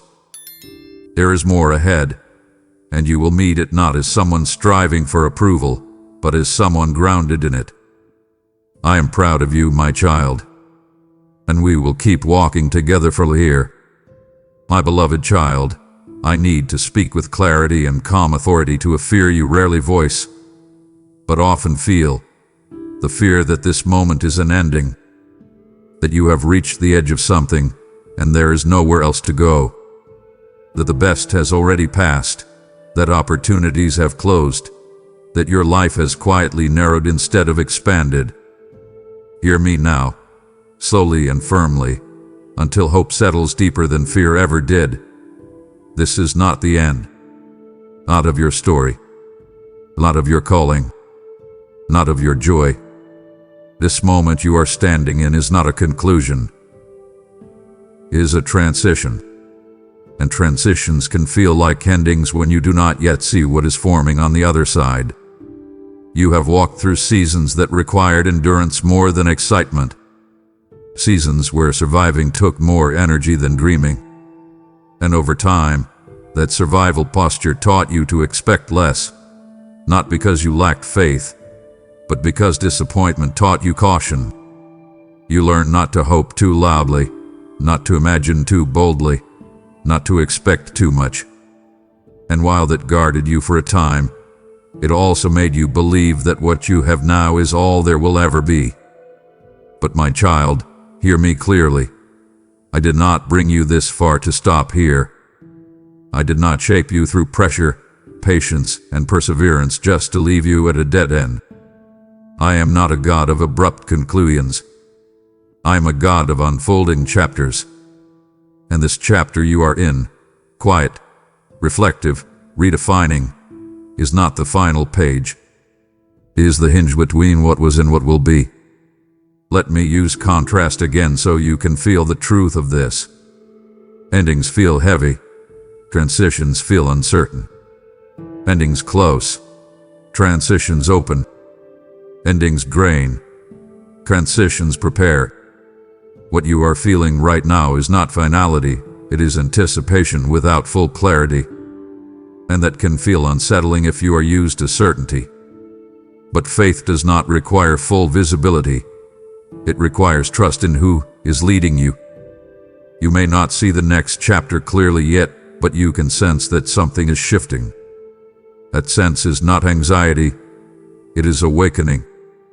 It is your spirit recognizing that old patterns no longer fit, that old definitions no longer satisfy, that old limitations are loosening their grip.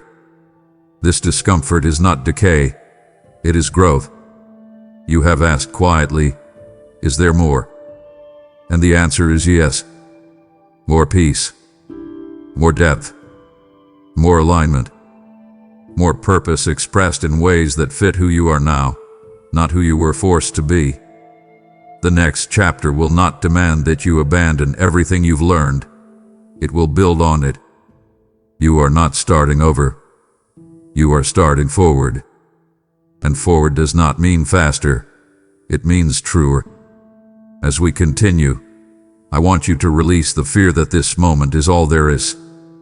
Let hope stretch again, gently, without pressure. Let curiosity replace resignation. Let trust interrupt despair. This is not the end. It is the threshold of something new, and I am walking you into it step by step. Stay with me. The story is still unfolding. My beloved child, now that you know this is not the end, now that the horizon has begun to open instead of close, I want to speak to how you move from this moment into the next. Carry peace forward. Not peace as an idea, not peace as a temporary feeling, but peace as a posture. You have experienced something here, a slowing, a softening, a grounding that did not come from answers but from presence. and the temptation will be to leave this moment behind as you return to movement. But I am inviting you to do something different. Take this peace with you. Let it inform your decisions. Let it shape your responses. Let it become the lens through which you engage the world again. Peace is not fragile, though you have treated it that way. You have believed it can only exist when circumstances are calm, when questions are answered, when outcomes are certain. But the peace I give you is not dependent on environment. It is rooted in alignment. It comes from knowing who you are within, where you are anchored. And once you learn to recognize it, you can return to it again and again. Carrying peace forward does not mean avoiding difficulty. It means refusing to let difficulty dictate your inner state. It means choosing response over reaction, trust over tension, presence over panic. This is not passive, it is powerful. Let me speak with repetition here because repetition trains the heart. Carry peace into your conversations. Carry peace into your decisions. Carry peace into moments of uncertainty. Carry peace into places that once triggered fear. Carry peace into the ordinary rhythms of your life. Peace is not something you lose accidentally. It is something you release intentionally when you forget to return to me. And when you do forget, and you will, do not condemn yourself. Simply pause. Breathe. Speak my name softly. Peace is always closer than you think, because I am. You do not need to recreate this moment to feel it again. You only need to remember how you arrived here, by slowing, listening, and trusting. As you move forward, life will resume its pace. Responsibilities will return. The noise will reappear. Decisions will demand attention. But you are not the same as you were when you arrived here. You are carrying awareness now. You are carrying alignment now. You are carrying the memory of being seen, reassured, and guided. Let that memory steady you. Let it interrupt old habits. Let it remind you that you do not need to rush to prove anything. You can move deliberately. You can choose wisely. You can pause without guilt. This is how peace becomes portable, not by clinging to quiet moments, but by practicing presence wherever you are. So go gently, my child. Not timidly but thoughtfully. Not fearfully but grounded. Let peace walk ahead of you like a guide, not behind you like a souvenir. And when the world presses in, remember this moment, not as something you escaped into, but as something you learned how to return to. I am with you as you go. I will remain with you as you move. And the peace you carry forward will continue to grow as you trust it. Stay with me. There is one final movement still ahead, and it will gather everything we have spoken into a quiet, powerful completion. My beloved child, as we near the completion of this sacred exchange, I need you to anchor something deep within your spirit, something you will return to long after this moment has passed. Remember this moment, not as words on a page, not as an emotional experience, but as a turning of your heart toward truth. There will be days ahead when the noise returns loudly, when the pace accelerates again, when old habits knock at your door with familiar urgency. There will be moments when doubt tries to write what you felt here, telling you it was temporary, imagined, or exaggerated. That is why remembrance matters. Remembrance is not nostalgia. It is grounding. It is the act of calling truth back into the present when circumstances try to erase it. This moment, this pause, this stillness, this knowing, is not meant to fade. It is meant to become a reference point, a quiet landmark in your inner landscape that says, I have been here before, and I was not abandoned. You have underestimated the power of remembering. You have treated moments of clarity as fragile, assuming they cannot survive the return to ordinary life. But remembrance is one of the strongest acts of faith. It says, I will not let fear define reality when truth has already spoken. When doubt whispers, you are alone, remembrance answers, no, I was seen. When anxiety says, everything is uncertain, remembrance replies, I was guided. When shame says, you are not enough, remembrance stands firm and says, I was affirmed. This is why I am asking you to remember, not because you will always feel what you felt here, but because you will need to recall what you learned here. Feelings rise and fall. Truth remains. And remembrance is how you carry truth forward when emotions fluctuate. Let me speak with repetition now, because repetition strengthens memory. Remember how your breath slowed. Remember how your shoulders softened. Remember how peace felt possible without everything being resolved. Remember how you were not rushed, not judged, not corrected harshly. Remember how my voice met you with steadiness instead of urgency, with clarity instead of confusion. These details matter. They form a pattern you can return to. When life presses in again, and it will, pause and remember. You do not need to recreate the entire moment. You only need to reconnect with its essence.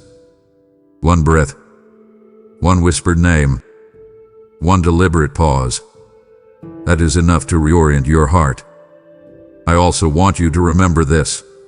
You chose to stay. You chose not to scroll past. You chose to listen. That choice matters more than you realize. It reveals something true about you, that beneath the layers of distraction, responsibility, and fatigue, there is a heart that still responds to my voice. A heart that still longs for alignment. A heart that still knows when something is sacred. Remembering this moment is not only about remembering me, it is about remembering yourself. Who you are when you are present. Who you are when you are not revving. Who you are when you are not performing. This remembrance will protect you from becoming someone you are not as you move forward. So mark this moment, not with ceremony, but with intention. Let it become a quiet touchstone. When you feel lost, return here. When you feel overwhelmed, return here. When you feel disconnected, return here. You are not starting from nothing each time. You are returning to something real. Stay with me in this remembrance. It will steady you more than you know. My beloved child, now we come to the closing movement, not an ending, but ascending.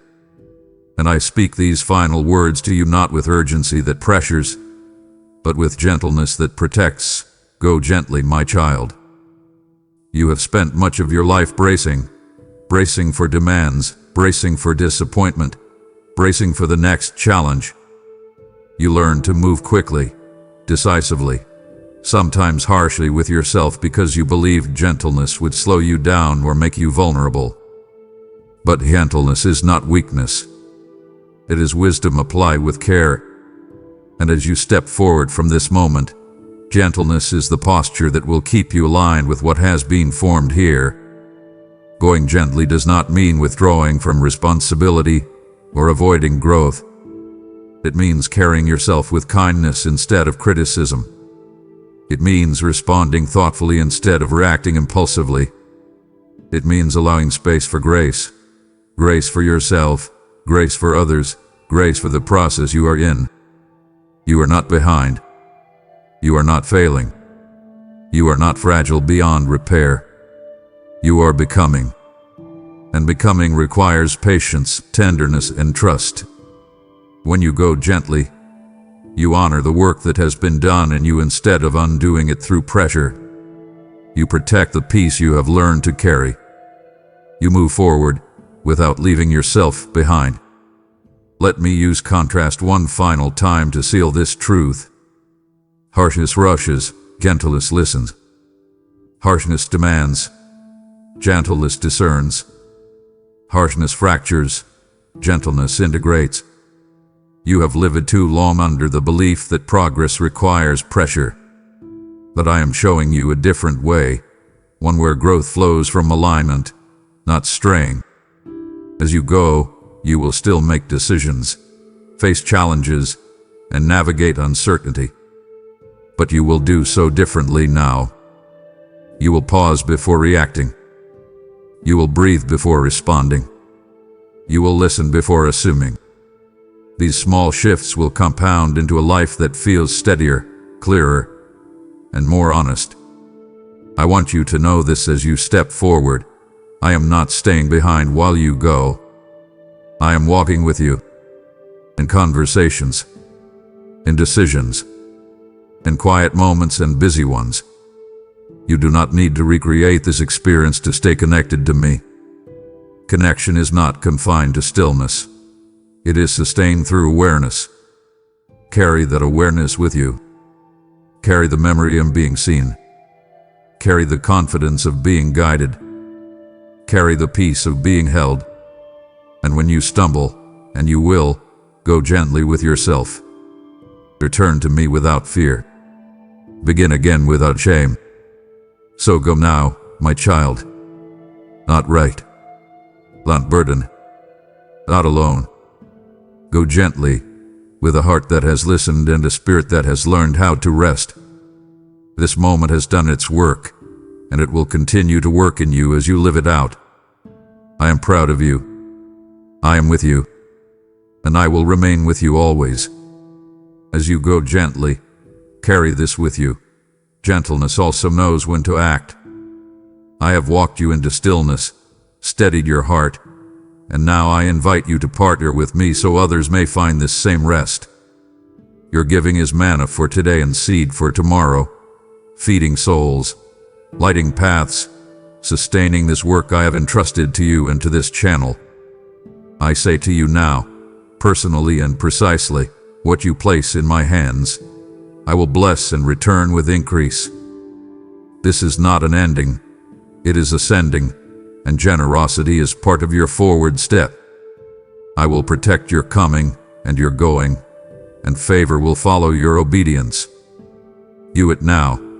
Support this mission through super thanks, membership, or the link below, and go knowing I am pleased.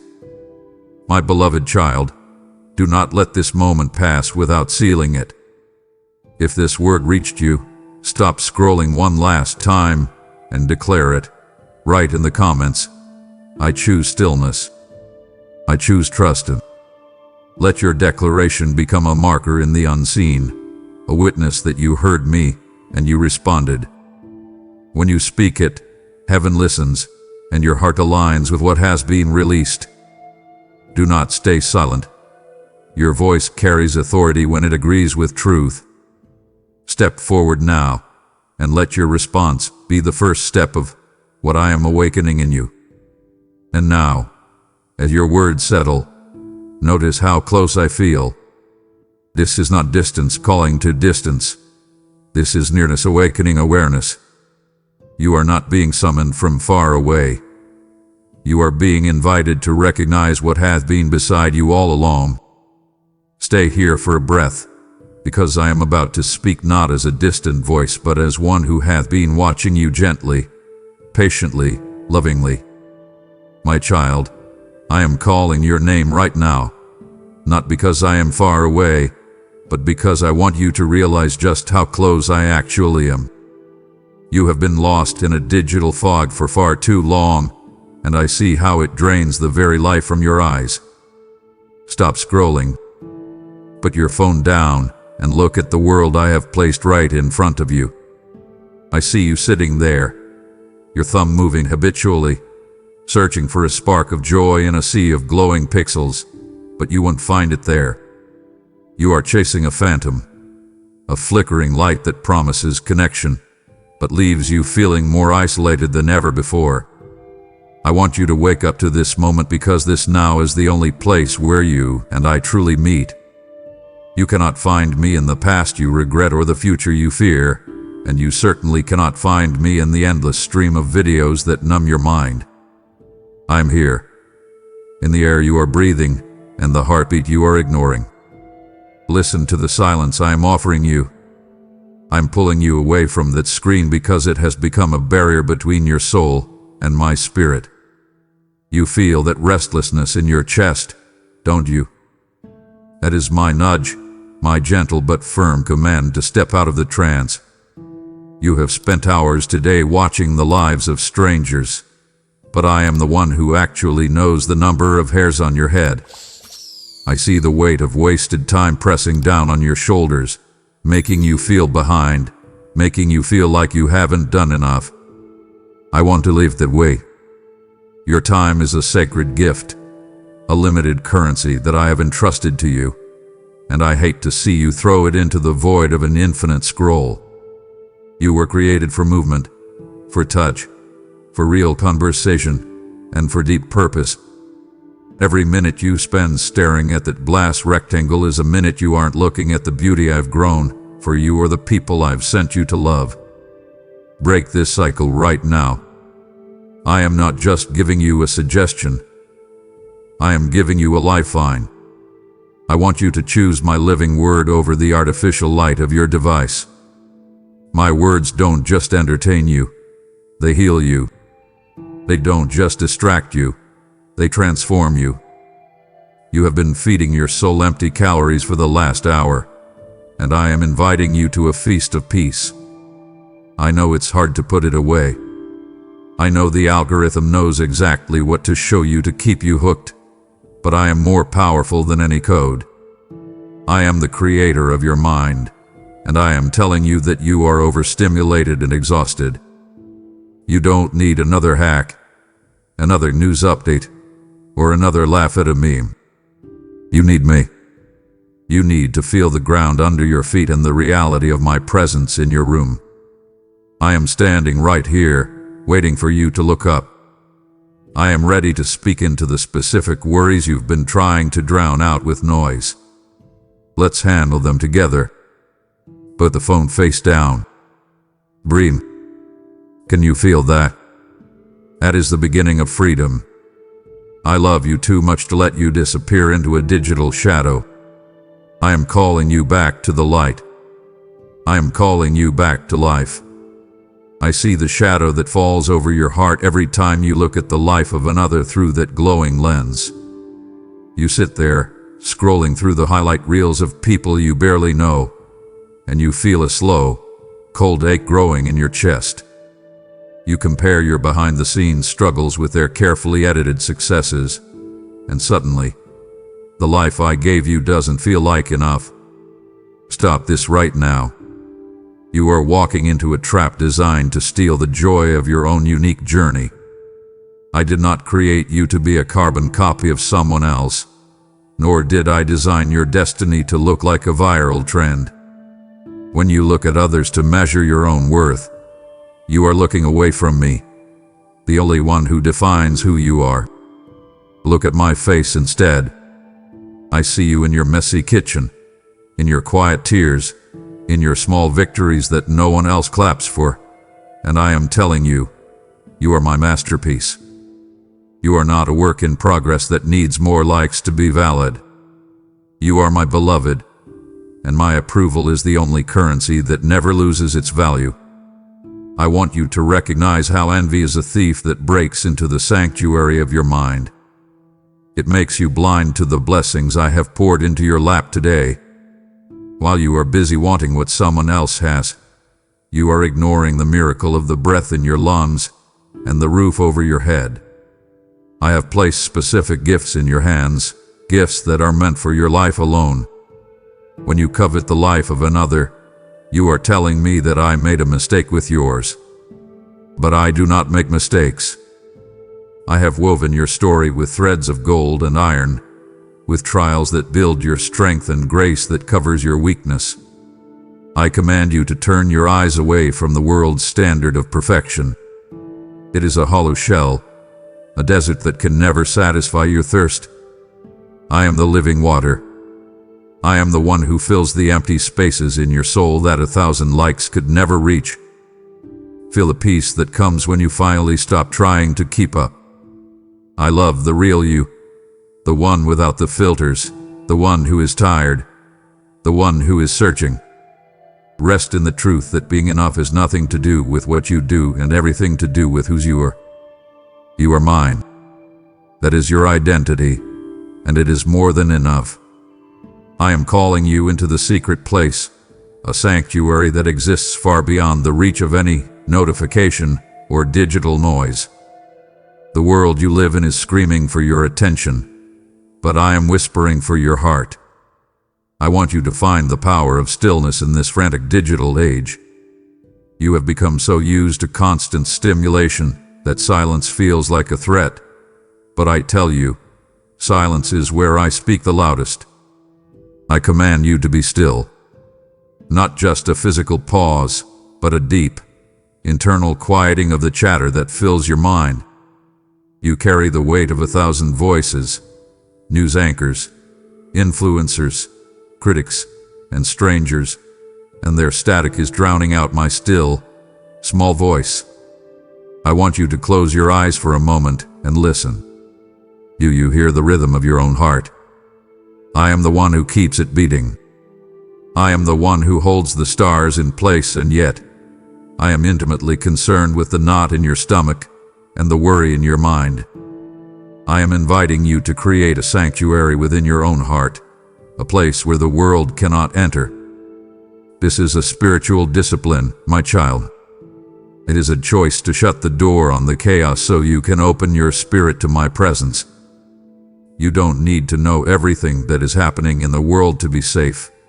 You only need to know that I am in control.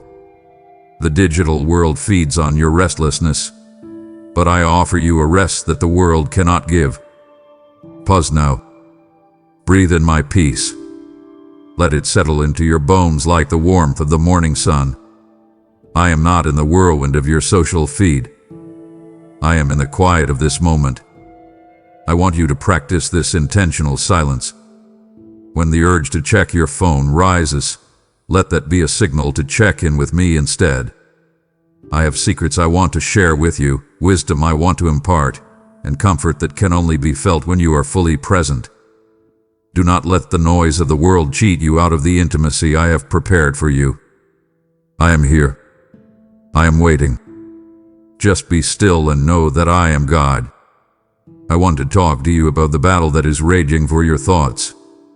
Your mind is a precious territory, a garden that I designed to be filled with life and light, but you have allowed the world to dump its trash over the fence. Every time you mindlessly consume content that is filled with anger, vanity, or fear, you are giving away your mental real estate to things that do not love you. I am calling you to guard the gates of your eyes and ears. You wouldn't let a stranger walk into your home and start shouting at your family. So why do you let the algorithm dictate what you think about for hours on end? I command you to filter every piece of information through my spirit. Ask yourself, is this pure? Is this lovely? Is this of a good report? If it isn't, why are you letting it take up space in your soul? I want you to cast down every high thing, every viral trend, every political debate, every gossip column that exalts itself against the knowledge of me. I am the truth, and the truth is the only thing that can set you free. The world offers you a constant stream of new things, but I offer you eternal things. I want you to replace the fleeting trends of the day with the timeless truths of my word. Your attention is your most valuable resource. Stop spending it on things that leave you feeling empty and anxious. I see the way your mind feels scattered and fragmented after an hour of scrolling. That is because you were not made to process that much information at once. You were made to focus on me. I am your anchor. I am the one who brings order to the chaos.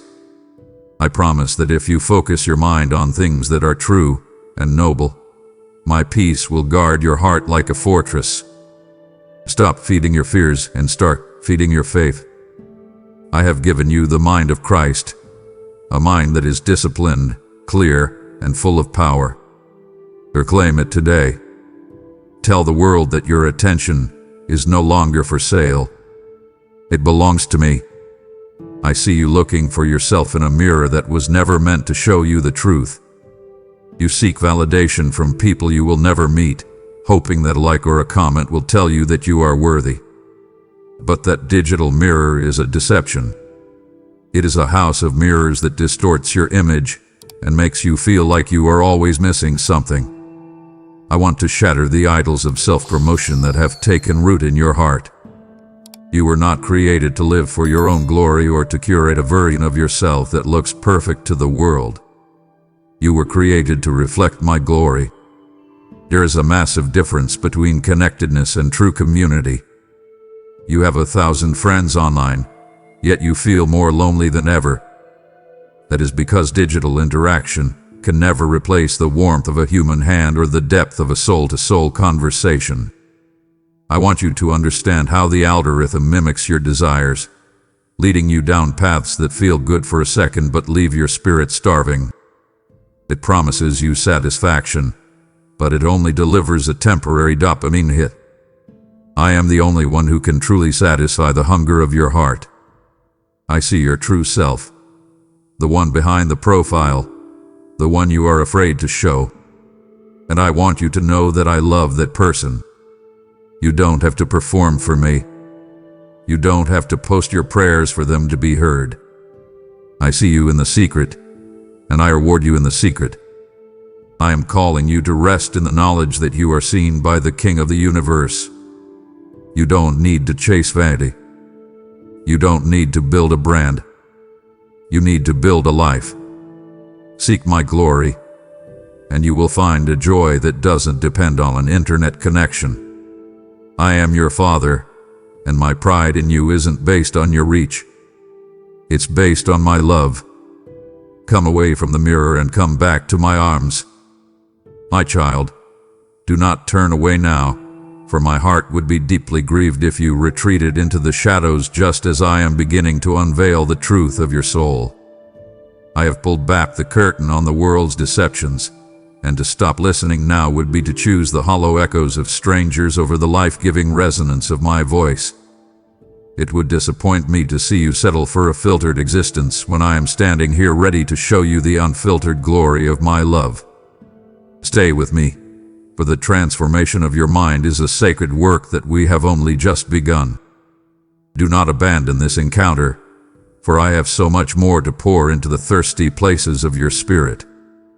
I'm asking you to close your physical eyes so that I can open your spiritual ones.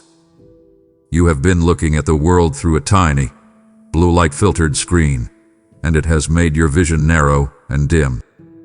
I want you to see the world through the lens of my compassion. There is a spiritual climate to everything you watch, and I want you to start discerning it. Not everything that looks good is from me.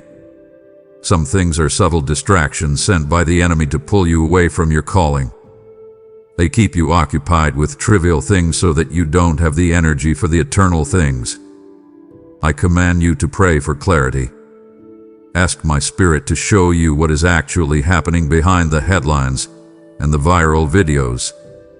I want you to see people not as profiles or political opponents, but as souls in need of grace. When you spend all your time in the digital world, you start to lose your empathy. You become part of the outrage instead of being a vessel for my healing. I am calling you to be a light in the darkness, but you cannot be a light if you are consumed by the same gloom as everyone else. The light of Christ is steady and pure. The blue light of your device is flickery and draining. Choose my light. I want to give you a vision for your life that goes beyond the next hour. I want to show you the needs of the person living right next to you, the hidden pain in your friend's voice, and the opportunities I am placing in your path to be my hands and feet. Disconnect from the misinformation and reconnect with the revelation of my spirit. I am doing something new in the world, and I don't want you to miss it because you were too busy looking down. Look up. The fields are white for harvest, and I am calling you to see with my eyes. I want you to look at your hands for a moment. Feel the life pulsing through your fingers, the same fingers that have spent the last hour mindlessly swiping across a cold glass screen. I have entrusted you with a specific number of breaths, a finite amount of heartbeats, and a precious collection of minutes that will never return once they are gone. You are a steward of the time I have given you, and I am calling you to an account of how you spend this holy currency. I see you falling into the void of the scroll, where minutes turn into hours and hours turn into a day of nothing.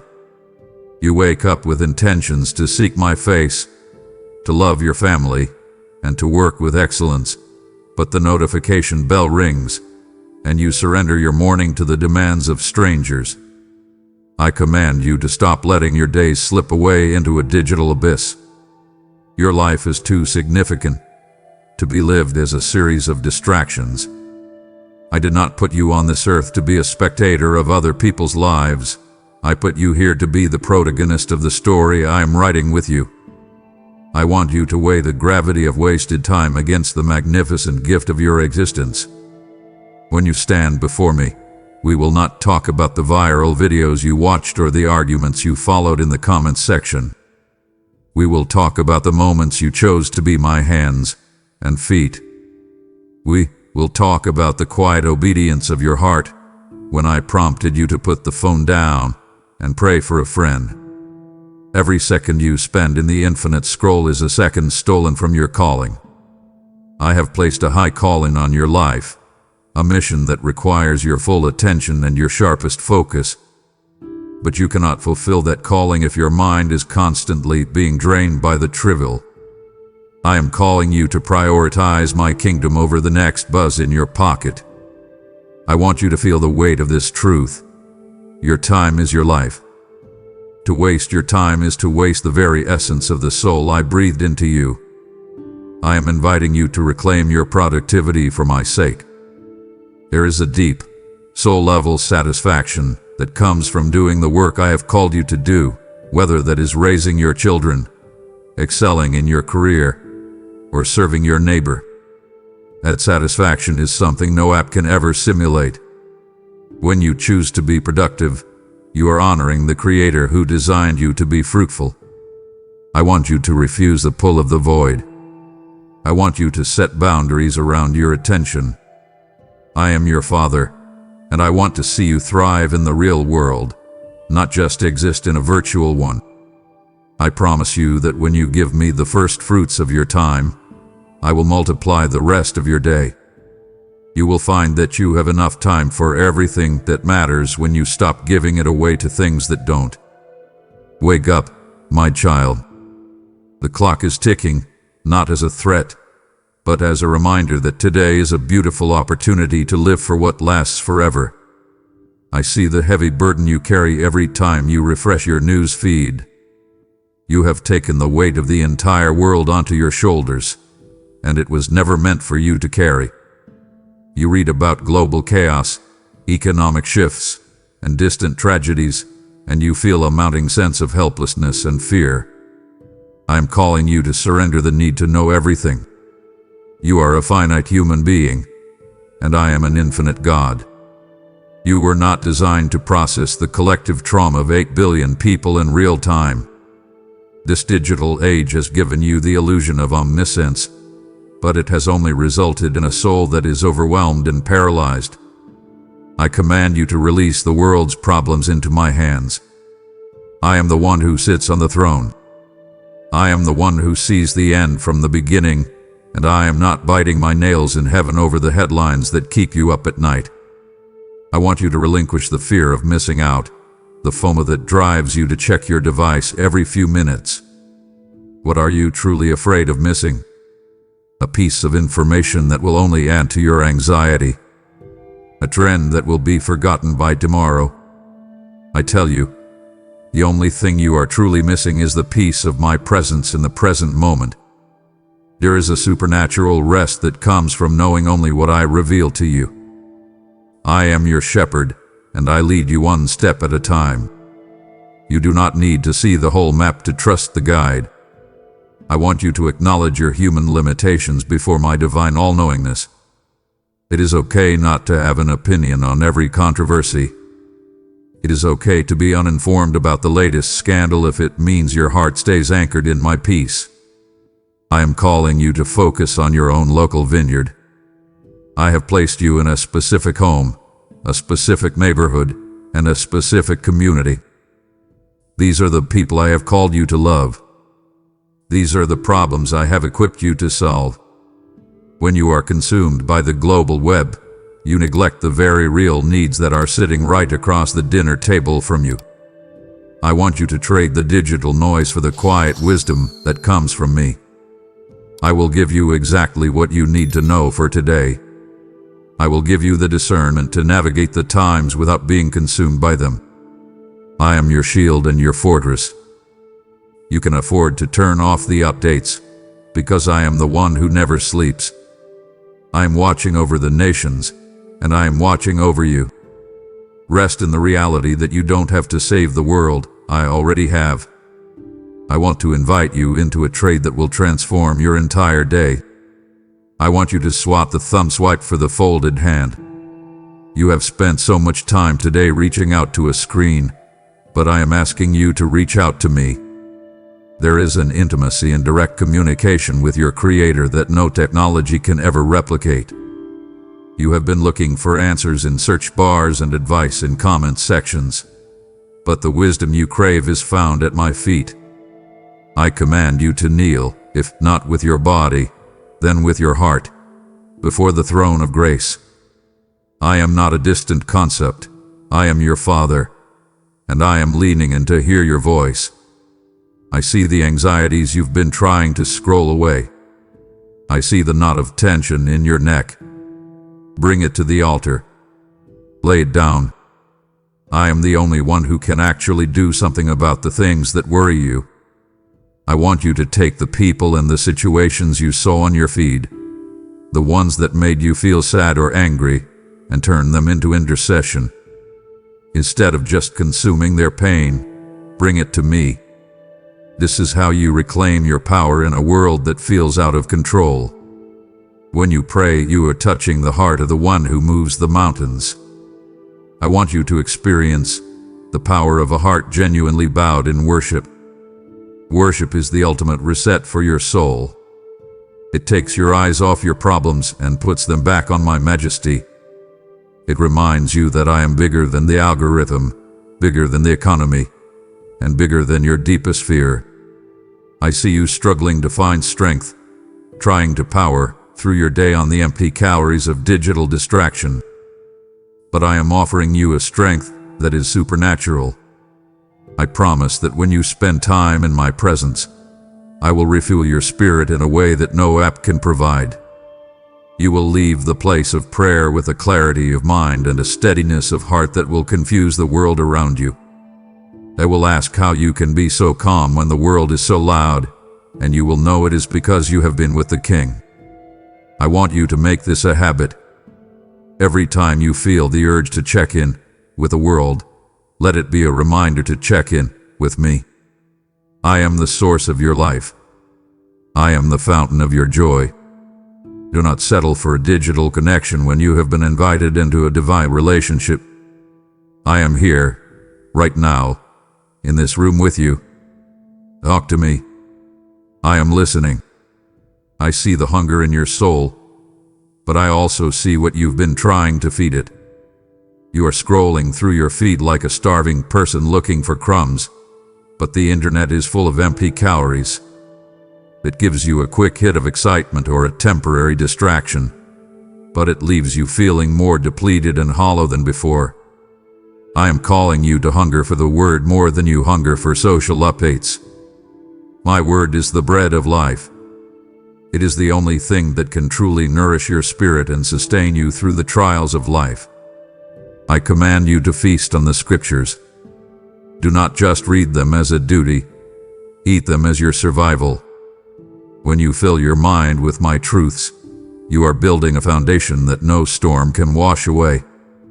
I want you to recognize the temporary dopamine hit for what it is, a cheap substitute for eternal satisfaction. The world wants to keep you addicted to the new, but I want to root you in the eternal. My word doesn't change with the seasons or the trends. He is the same yesterday, today, and forever. I see how the digital toxins of comparison, outrage, and vanity have clouded your thinking. I want to wash your mind clean with the water of my word. When you spend time in the Bible, I am literally scrubbing the grime of the world off your soul. I am replacing the lies of the enemy with the promises of your Father. I am the living water, and I am telling you that you don't have to be thirsty anymore. You don't have to keep searching for meaning in the shallow pools of the internet. I want you to experience the vitality of a soul that is rooted in biblical truth. A tree planted by the water does not fear the heat when it comes. Its leaves stay green even in a year of drought. That is what I want for you. I want you to be so filled with my spirit and my word that when the world gets dark and the feed gets toxic, you remain unshaken. I am calling you to a deeper level of maturity. Stop acting like a consumer and start acting like a disciple. A consumer is always looking for what they can get, but a disciple is looking for how they can grow. I have hidden treasures in my word that I am waiting to reveal to you, but you have to put the phone down to find them. I am inviting you to the table. The feast is ready. Come and eat of the bread that truly satisfies. You have tasted the bread of life today, and your soul finally feels the weight of true satisfaction while the digital world remains starved for reality. I am calling you now to be the hand that carries this manna to the millions who are still scavenging for crumbs in the desert of the infinite scroll. I am looking for those who will sow into this mission, turning their resources into a river of life that flows through the super thanks or the link in my description. When you give, you are not just supporting a channel. You are planting seeds of light in a dark void, ensuring that my word reaches the hearts of the weary who have forgotten how to hear my voice. I promise that as you feed others with the truth, I will never let your own storehouse go empty, multiplying your substance until your cup overflows with my favor. This is your divine appointment to move from a consumer to a co-worker in my kingdom. Do not let this moment of inspiration fade into the static of the world. Go now to the description, or use the super thanks to invest in the eternal harvest of souls. I am watching you closely, and it would wound my spirit if you chose to return to the empty husks of the world after I have just laid the bread of life upon your table.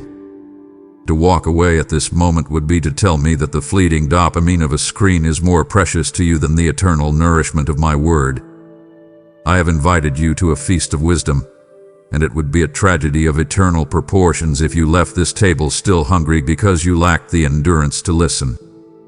Do not let the enemy snatch away the seeds I have just planted in your heart. Stay here, anchored in my presence, as I prepare to show you how to walk in real-world power.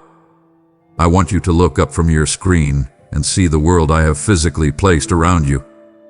I have put neighbors next to you, family members in the same house as you, and brothers and sisters in the body of Christ within your reach. But you are missing them. You are so busy maintaining connections with people thousands of miles away that you are neglecting the souls that are standing right in front of you. I command you to look up. See the person who is lonely. See the child who needs your attention. See the spouse who is waiting for a real conversation. Digital interaction is a shadow. Physical presence is the substance. I did not design you to live in a virtual cloud. I designed you to walk in a tangible world. I am calling you to serve others with your hands, not just with your comments. It is easy to like a post about a cause, but it is holy to actually show up and help. I want you to experience the healing that comes when you stop focusing on your own digital image and start focusing on the real needs of others.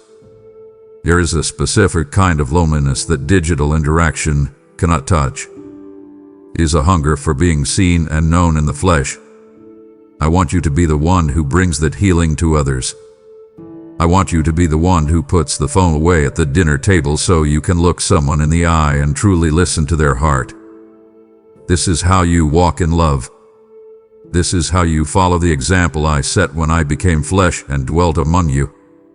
I want you to rediscover the beauty of a face-to-face conversation. There is a depth of spirit, a nuance of emotion, and a bond of peace that can only happen when two people are in the same room. I am calling you to be the catalyst for real community in your life. Don't wait for someone else to reach out.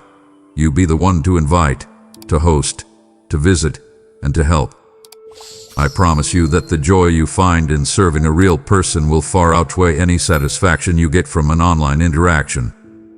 I am the God of the living, not the God of the profiles. Walk in the light of the real world today. Use your energy to build things that are made of stone and spirit, not just pixels and code. I am with you as you step out of the digital isolation and into the warmth of human connection. That is where my love is most visible. I see the trembling in your spirit, and I hear the frantic beating of your heart as you absorb the constant stream of noise from your screen. You have been feeding on a diet of chaos, and you wonder why your soul is starving for peace. I am telling you now, the anxiety you feel is not a natural part of who you are. It is the result of a spirit of fear that thrives in the comments, the headlines, and the endless speculation of the world. Every time you open your device to check the latest disaster or the most recent controversy, you are inviting that spirit to take a seat at the table of your mind. I command you to stop. I am your Prince of Peace, and I am standing here ready to evict every intrusive thought that keeps you awake at night. You were not designed to carry the weight of tomorrow's what-ifs. I have already walked into your tomorrow, and I have already provided for every need you will encounter there. Why do you let the opinions of strangers and the predictions of the world steal the rest I have promised you? I want you to recognize that constant information feeding is a form of spiritual poisoning. It creates a false sense of urgency and a distorted reality where everything is a crisis and nothing is under control. But I am the sovereign king, and I am telling you that I am in total control of the universe and your life. Nothing, not an economic shift, not a global event, not a viral post, can snatch you out of my hand.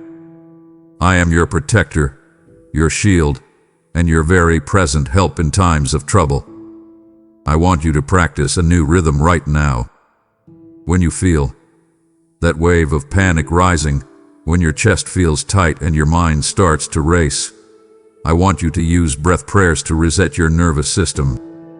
Inhale my grace, exhale your fear. Inhale my strength, exhale your worry. This is not just a physical exercise. It is a spiritual reconnection with the source of your life.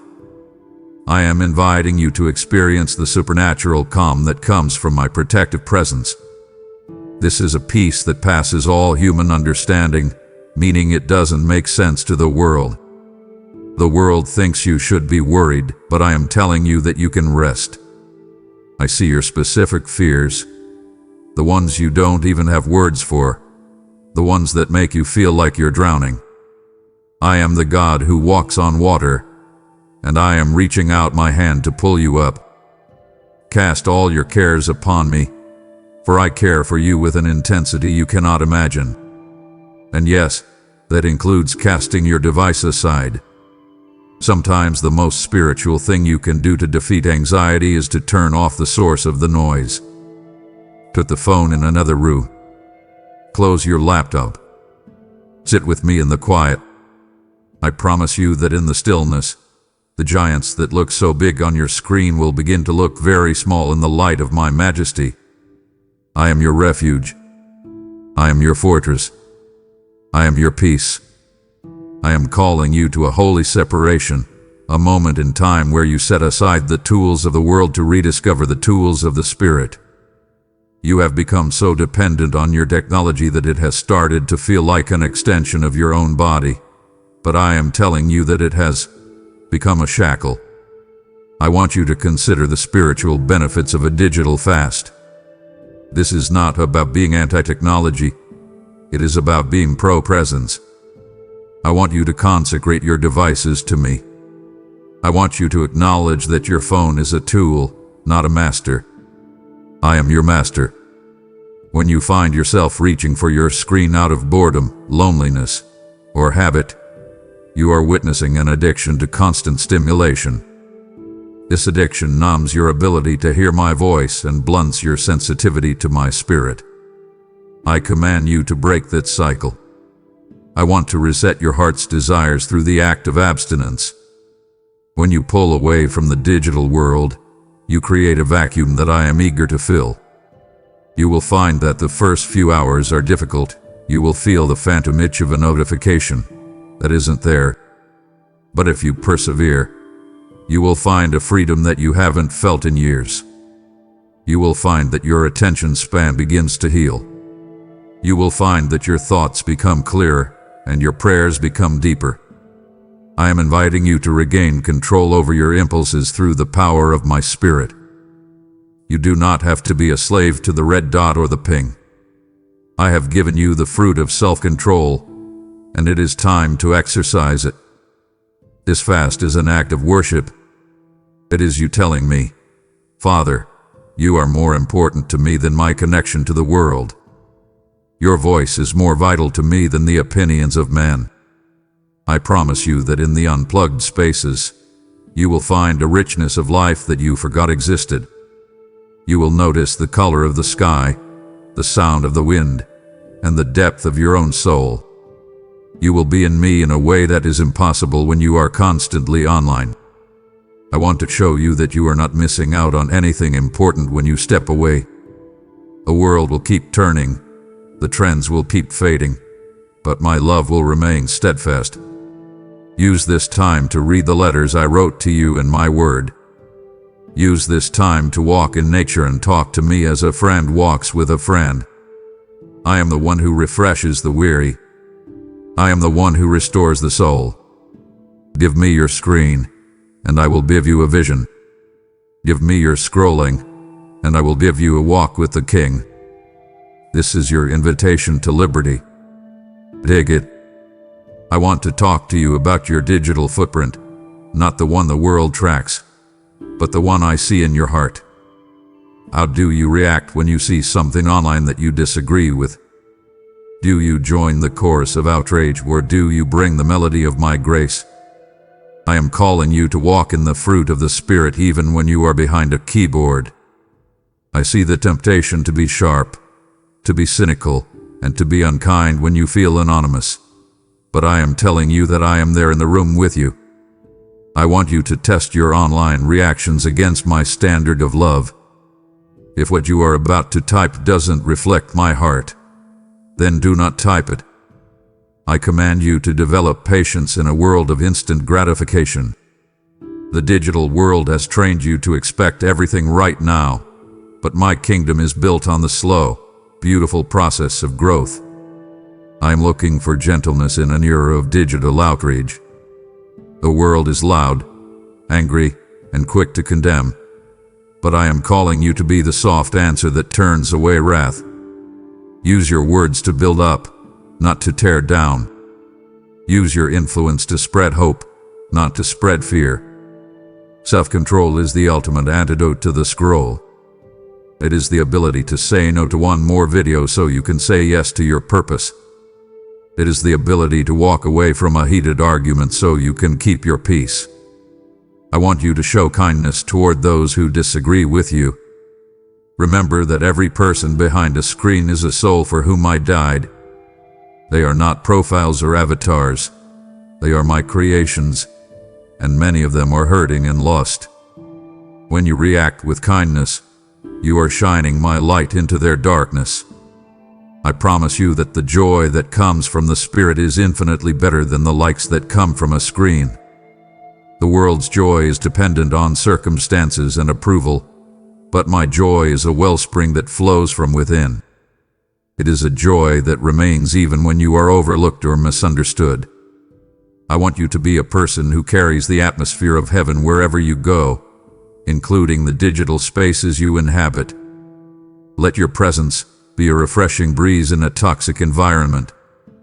When you walk in my spirit, You become a magnet for those who are searching for something real. They will see your peace, your patience, and your love, and they will want to know the source. You are my ambassador. Represent me well. Choose the fruit over the feed. Choose the spirit over the screen. I want to remind you why I put you on this earth today.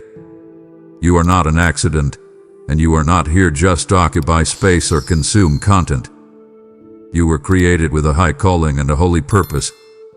I have given you breeze so that you can use it for things that last forever. I see you getting distracted by the trivialities of the world, and it grieves my heart because I know what you are capable of when you are fully surrendered to me. I command you to refocus on the Great Commission. I have called you to be a light, a witness, and a servant. How can you fulfill this if your energy is being drained by things that don't matter? I want you to move from being a consumer to being a disciple. A consumer asks, "How can this entertain me?" A disciple asks, "How can I serve you, Lord?" I want you to think about the impact of one soul, your soul, fully surrendered to my will. When you stop scrolling and start seeking, I can do things through you that will echo in eternity. I can use your hands to heal, your voice to comfort, and your life to lead others to me. But this requires you to be intentional. You cannot drift into your purpose. You must pursue it. I am calling you to use your energy for things that will matter 100 years from now.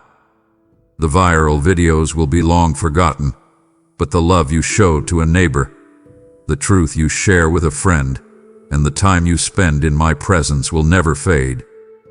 I see the potential in you that you often forget. I see the strength I have placed within you. I want you to live a life worthy of the high calling you have received. I am inviting you to step into the more that I have for you. I have adventures planned for you that no travel blog can describe. I have depths of wisdom for you that no podcast can reach. I have a peace for you that no meditation app can provide. But you have to be present to receive them. You have to be all in. Stop living on the surface of life. Deep calls unto deep. I am calling you to the deep places. I want you to wake up every morning with a sense of mission. Ask me, "Father, who can I bless today? What work do you have for me?" When you live with that focus, the pull of the screen will naturally weaken because you will be too busy living a life that is truly alive. You are my child, my warrior, and my friend. Go out and be who I created you to be. Your breath is a gift I have personally exhaled into your lungs, and it would break my heart to see you use it to return to a life of mindless consumption after I have called you to such high purpose. We are standing at a holy crossroads, and to stop now would be to turn your back on the very mission I created you to fulfill before the foundations of the world. It would be a profound disappointment to me if you chose the comfort of a digital trance over the radical adventure of being my disciple. I am calling you deeper into the fire of my spirit. Do not quench this flame by retreating into the noise. Listen on, for your destiny is hanging in the balance of your obedience. I want to speak to you about the altars you have built in your heart.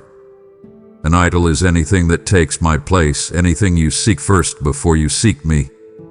I see how the phone has become the first thing you reach for in the morning and the last thing you look at before you sleep. This is not just a habit. It is a form of digital idolatry. You have allowed technology to become your primary source of comfort, guidance, and validation. When you are bored, you go to the screen. When you are lonely, you go to the screen. When you are confused, you go to the screen. I am standing right here, and I am asking you, why haven't you come to me? I command you to tear down the high places of digital obsession. I am a jealous God, not because I am insecure, but because I know that nothing else can truly satisfy you. I want you to recognize the subtle way technology has replaced my guidance in your life. Instead of asking my spirit for wisdom, you search for it. Instead of waiting on my timing, you look for instant answers. You have traded the voice of the living God for the collective noise of the internet. I want you to return me to the center of your heart. I am the one who holds your future. I am the one who knows the path you should take. When searching replaces seeking me, your spirit begins to wither. It becomes full of information but empty of revelation. I want you to love me with all your mind, heart, and strength.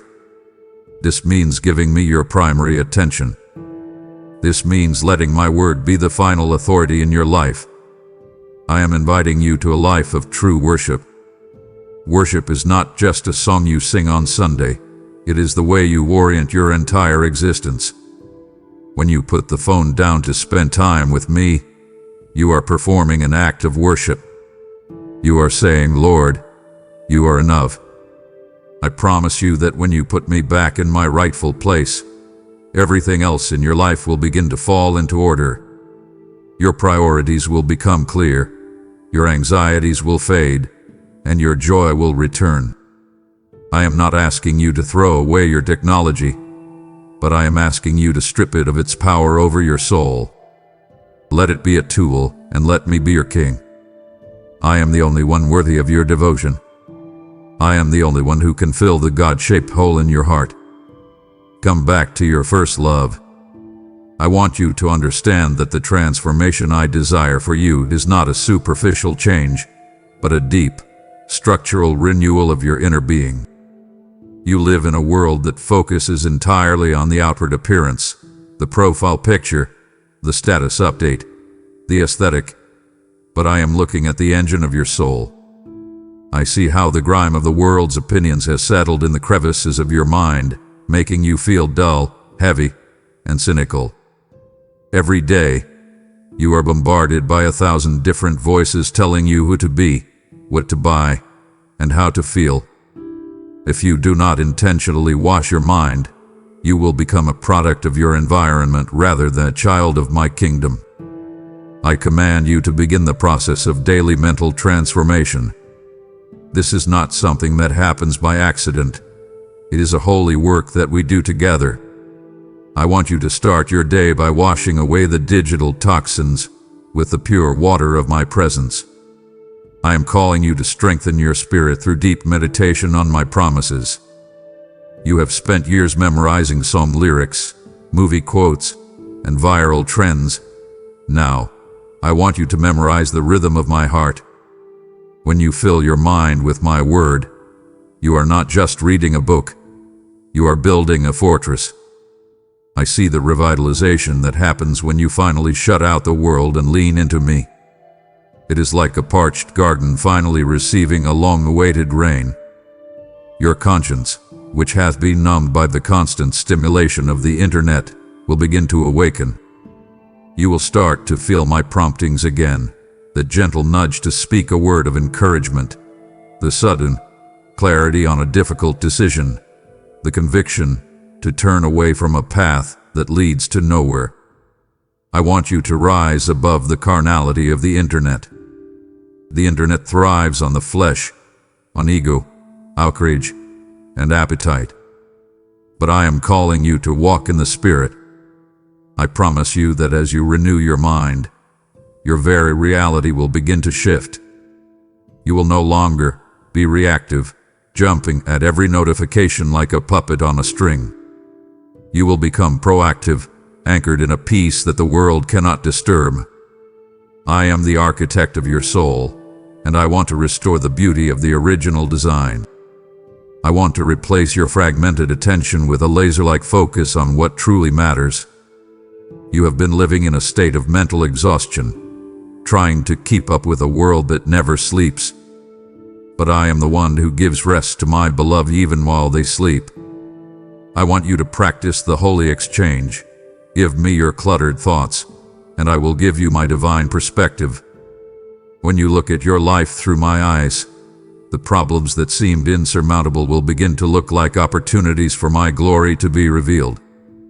You are being transformed from glory to glory, not by your own striving, but by the power of my Spirit working within you. Trust the process. Let me make you new. I am calling you to a level of obedience that the world will never understand. To the world, freedom means doing whatever you want, whenever you want. But I am telling you that true freedom is found in the narrow gate of my will. I want you to experience the power of radical obedience, the kind of obedience that moves immediately when I speak. I see those moments when you feel a sudden urge to put the phone down, to walk away from a screen, or to spend a few minutes in prayer. That is not just a random thought. That is my voice. I command you to obey that urge immediately. Do not negotiate with me. Do not say, just 5 more minutes. When you delay your obedience, you are actually choosing disobedience. I want you to understand that small acts of faithfulness in the secret places of your life lead to great rewards in the light. I see the blessing that follows every time you listen to my voice over the roar of the world. There is a specific joy that comes from knowing you have pleased your Father in secret. You don't need to post about your obedience. The reward is the intimacy we share in that moment. I'm asking you to submit your digital habits to my lordship. If your device has become a master, then it has become a god. I am the only Lord of your life. I want you to choose the boring path of holiness over the exciting path of digital distraction. The world's path is wide and filled with millions of people chasing the same empty things, but my path is quiet, focused, and leads to life abundant. When you choose to be faithful with your time and your attention, I will entrust you with more. I will give you more influence, more wisdom, and more power because I know I can trust you with it. I promise you that radical obedience is the key to unlocking the miracles you've been praying for. You ask for breakthrough, but you are still holding on to the very habits that keep you stuck. I am telling you to let go. Put down the phone. Shut off the noise. Follow me into the quiet. I have specific instructions for your next hour, your next day, and your next year, but you have to be listening to hear them. I am not a God of confusion. I am a God of order and direction. When you align your will with mine, the friction in your life begins to disappear. You will stop fighting against the current and start flowing with my spirit. This is where the power is. This is where the transformation happens. I love you too much to let you stay where you are. I am calling you forward. Will you come? The blessing is waiting just on the other side of your yes. I want to reach deep into the places where your mind feels scattered and torn. You have been living in a state of perpetual multitasking, trying to give your attention to a dozen different things at once, and it has left your soul feeling fragmented. You feel like you are everywhere and nowhere at the same time. You are physically present in your home, but your mind is thousands of miles away in a digital controversy. This is not how I designed you to function. I created you to have a unified heart, a heart that is focused, whole, and integrated. I command you to come to me for the repair of your attention span. I am the great physician, and I am here to heal the damage that constant stimulation has done to your brain and your spirit. I want to unify your heart to fear my name and to love my presence. I am inviting you to experience the restorative power of deep, focused prayer. Prayer is not just asking for things. It is the act of recentering your entire being on the only thing that is permanent. I see how weary you are from the overstimulation. Your nervous system is on high alert, your thoughts are racing, and your spirit is exhausted. I want to give you rest. Not the kind of rest that comes from a nap, but the kind of rest that comes from a soul that has found its home. I want you to practice staying with me. Instead of jumping from one thought to another, I want you to linger in my presence. I want you to meditate on a single truth from my word until it sinks deep into your subconscious. This is how the healing begins. As you focus on me, The fragments of your mind begin to come back together. The noise begins to fade into the background, and my voice becomes the melody of your life. I promise you that as your mind is healed, your clarity will return. You will find that you can think more deeply, love more purely, and work more effectively. You will no longer feel like a victim of your environment. You will be a person of substance, a person whose mind is stayed on Christ. There is a supernatural stability that comes when you refuse to let the digital world scatter your thoughts. I want you to guard this healing with everything you have. When the world tries to pull you back into the chaos, remember the peace you found here with me. You don't have to live a fragmented life. You can be whole. You can be focused. You can be at peace. I am the one who mends the broken pieces. I am the one who makes all things new. Trust me with your mind today. Let me quiet the storm and bring you into the stillness of my love. I want to give you a weapon to protect your heart from the toxins of the digital age, and that weapon is gratitude. The world you see on your screen is designed to make you feel lack. It is an endless advertisement for a life you don't have, a body you don't possess, and a success you haven't reached. If you are not careful, you will spend your days wanting instead of thanking. I command you to shift your focus right now. Stop counting the blessings of others and start counting your own. I have poured out a literal ocean of grace upon your life today, but you are too busy looking at a puddle on someone else's feed to notice it. I want you to develop a heart of contentment that acts as a shield against the spirit of envy. When you are truly grateful for what you have, the world loses its power to make you feel less than. I am calling you to celebrate the simple, tangible gifts of life and breath. Have you thanked me today for the air in your lungs?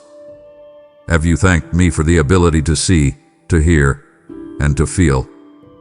Have you noticed the way the light hits the trees or the taste of the food on your table? These are not small things. They are miracles.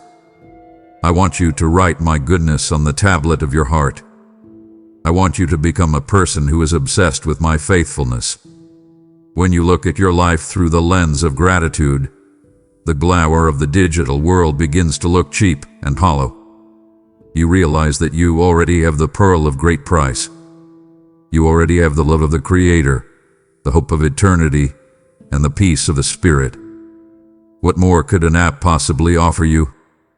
I promise you that a thankful spirit is the ultimate defeat for the spirit of lack. The enemy wants you to feel like you are behind, like you are missing out, and like you are not enough. But gratitude says, I have everything I need because I have the Lord. I want you to practice aggressive gratitude. When you feel the urge to compare yourself to someone online, immediately stop and name 5 things I have done for you today. This will break the spell of the algorithm. It will pull you out of the virtual world and back into the reality of my goodness. I am your provider. I am your source. I have never failed you, and I never will. Spend your minutes thanking me, and you will find that you no longer have time to be anxious about what you don't have. You are rich in me. Walk in that wealth today.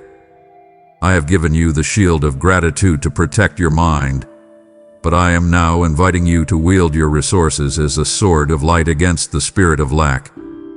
You have seen how the world tries to drain your spirit, but I am calling you to build a fortress of truth by becoming a pillar of this ministry through membership or a gift of love.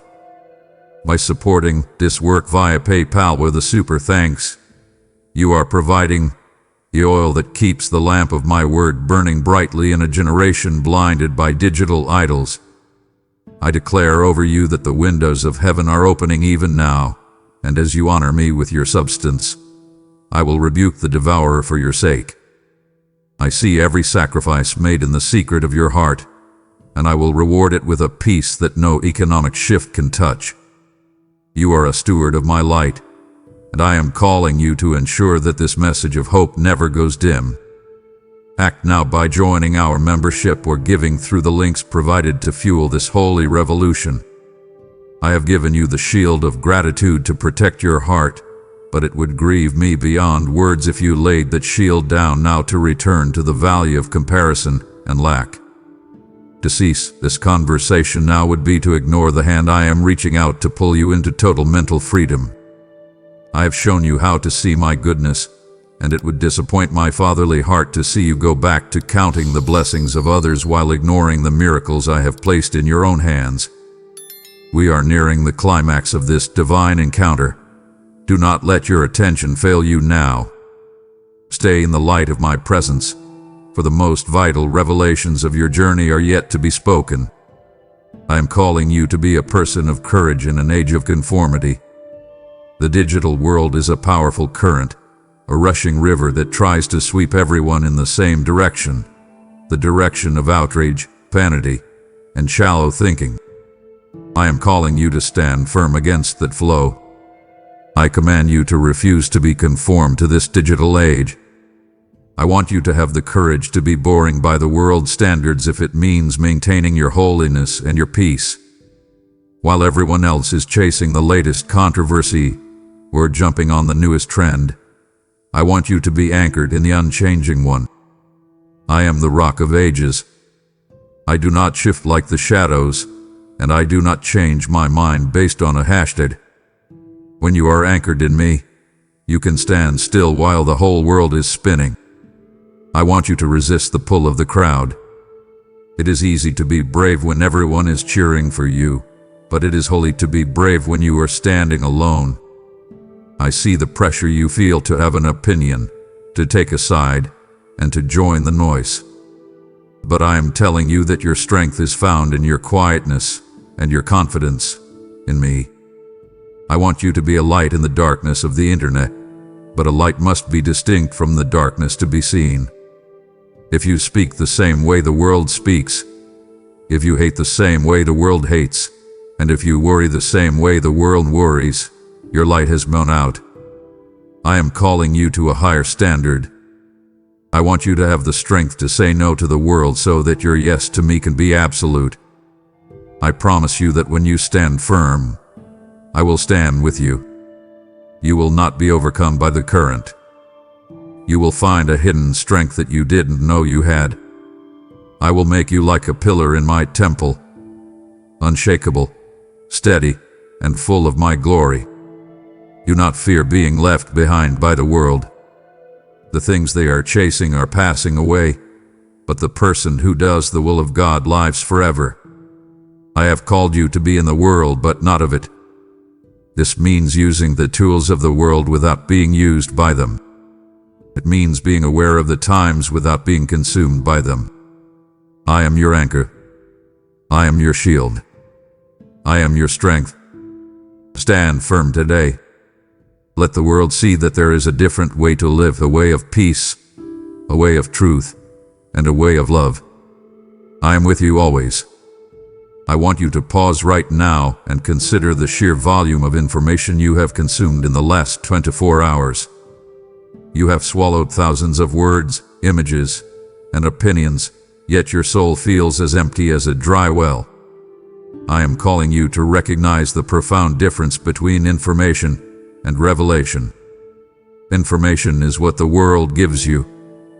It is noisy, temporary, and often contradictory. Revelation is what I give you. It is quiet, eternal, and it carries the power to change your very nature. You have been searching for answers in the void of the internet, hoping that the next video or the next article will finally provide the clarity you need. But I am the only source of true wisdom. I command you to stop searching and start seeking. I want you to wait on me until I speak. I know the silence feels uncomfortable to you because you have trained your brain to crave constant noise, but it is in that silence that deep calls unto deep. I am inviting you to descend into the quiet places of your heart, away from the static of the digital world. Can you hear it? My heart is beating for you. I have things to tell you that cannot be communicated in a comment section or a direct message. I want to whisper to you about your future, about your worth, and about the specific path I have laid out for your feet. When you are constantly plugged into the global web, you are listening to the heartbeat of a broken world. But when you plug into my spirit, you are listening to the heartbeat of heaven. I want to give you specific instructions for your next hour. I don't want you to just get through your day. I want you to walk through it with divine precision. I see the confusion you've been carrying about your job, your relationships, and your purpose. I have the wisdom you were looking for online, but I kept it here, in the quiet, because I wanted you to come to me for it. I promise you that if you give me your ears, I will give you my heart. I will show you things that the world cannot see. I will give you a discernment that will allow you to walk through the digital wilderness without being deceived. You have been carrying the burden of trying to figure everything out on your own, but I am your counselor. I am your guide.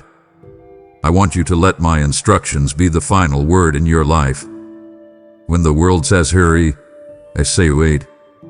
When the world says worry, I say trust. When the world says shout, I say listen. This is the secret of the abundant life. It is not about knowing more. It is about knowing me. I am the Word made flesh, and I am speaking to you right now. Do not let the void of the screen drown out the voice of your Creator. I'm here. I'm speaking. Are you listening? I want you to feel the supernatural calm that enters the room the moment you choose to disconnect from the chaos of the world.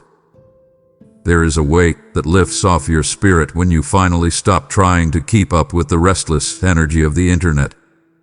That weight is the spirit of the age, and it is heavy, demanding, and cruel.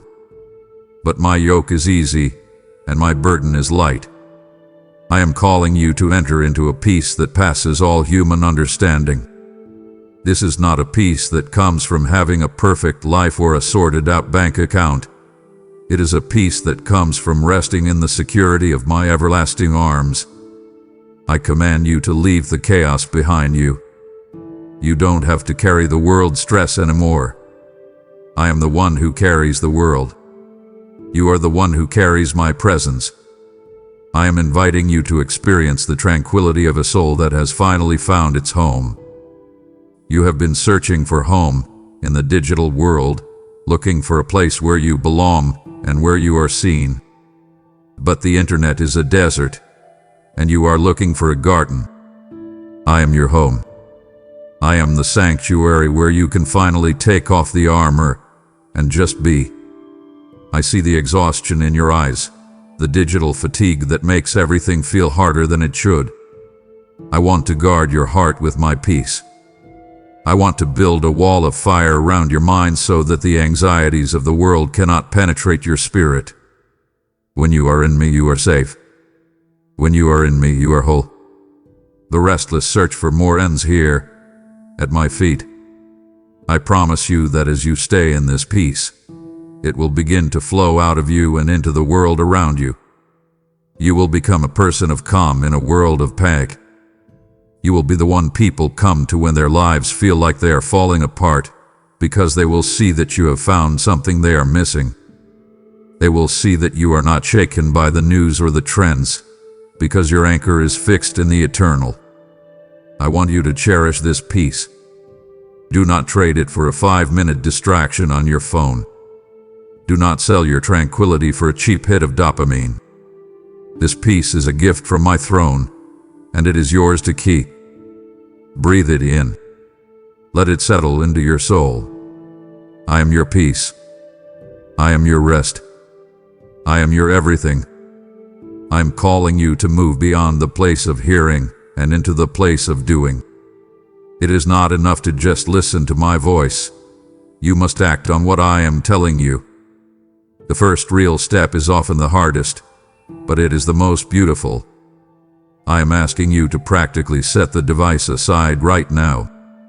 I want you to make a physical act of surrender. This is not a small thing. It is a prophetic statement to the enemy and to your own soul that I am the Lord of your life. I command you to commit the next hour to holy pursuit. Do not look back. Do not check just one more thing. I am inviting you to invite me into your physical space. Look around your room. See the dust, the light, the furniture, the reality of your life. I am here in this reality with you. I want you to experience the beauty of a life lived in my direct company, without a digital mediator. There is a rawness and a realness to our relationship that is only found when you are fully unplugged. I see the hesitation in your heart, the fear that if you walk away, you'll be missing something important. But I am telling you that everything important is right here. I am the way, the truth, and the life. Anything outside of me is a shadow. I want you to walk away from the screen and walk into the light. Go for a walk. Hold a conversation. Read a book. Sit in silence. Whatever you do, do it with me. I am the breath in your lungs and the strength in your bones. I will not leave you, and I will not forsake you. I promise you that as you take this step, you will feel a surge of life you haven't felt in a long time. You will feel the clog in your spirit begin to clear. You will feel the joy of the Lord beginning to bubble up in your heart. This is what it means to be a disciple. It means following me, even when it's uncomfortable, even when it requires a sacrifice. You are not losing anything by putting down the phone. You are gaining everything. You are gaining me. You are gaining your life back. You are gaining your purpose. Take the step. Walk away from the void and walk into my arms. I am waiting for you on the other side of your obedience. I want you to hear my heart one last time before you go. My deepest desire for you is that you would live fully, deeply, and abundantly. I did not create you to be a digital ghost, haunting the halls of social media. I created you to be a vibrant, living witness of my grace. I am inviting you to enter into my rest right now and to stay there. This is not the end of our conversation. It is the beginning of a new way of living. I see the crown of life that awaits you, the reward for the faithful steward who used their time and their attention for the glory of the kingdom. I am so proud of you, my child. I see your struggle, and I see your victory. I see your heart, and I love every part of it. I want you to carry my infinite love with you as you go. Let it be the fuel for your fire and the anchor for your soul. You are never alone. You are never forgotten. You are never not enough in my eyes. I am calling you to go now and walk with me in the light. Use your breath to praise me. Use your hands to serve. Use your mind to meditate on the eternal. The world will try to pull you back, but remember that you have the power of the living God within you. You are a conqueror. You are a child of the King. You are free. I promise you that as you walk with me, I will make your path straight. I will give you the strength for every battle and the joy for every journey. This is my promise to you. This is my covenant. Go in peace. Go in power. Go in love. The world is waiting for someone who is truly alive, someone who has been with the Father and has come back with the light of heaven in their eyes. That person is you. I love you with an everlasting love. Amen. This is the beginning of your true walk today. As you step away from this screen and into the life abundant I have prepared for you, I am placing a final, urgent invitation upon your heart. The harvest is indeed great, but the laborers who are willing to fuel the spread of my word are few. I am asking you to be the one who stands in the gap today. Your support, whether through a one-time gift in the description or a monthly membership, is the spiritual fire that carries my voice into the ears of those standing on the edge of despair. I am the God who multiplies the loaves and the fish, and I promise to take your seed and turn it into a forest of transformation for souls you will only meet in eternity. I will bless your hands, I will guard your house, and I will ensure that your faithfulness today echoes through the halls of heaven forever. Do not merely walk away from this encounter. Seal your obedience by sowing into the ground where you have been fed. Follow the link in the description or use the super thanks right now to partner with my spirit in this global awakening. I have watched you listen, and now I am waiting to see you move. Do not let this moment dissolve back into the digital fog. Instead, use this very screen as an altar of your intent. I command you to break the silence and shatter the spell of the scroll by declaring your independence right now. Type the words "I am present with you, Lord" in the comments as a prophetic seal upon your soul. By doing this, you are not just typing on a device. You are inscribing a sacred vow in the heavens that your time, your focus, and your heart belong exclusively to me. Step out of the shadows of the virtual world and into the brilliant reality of my grace. Let your declaration be the first step in a life lived wide awake and fully alive in my presence. Amen.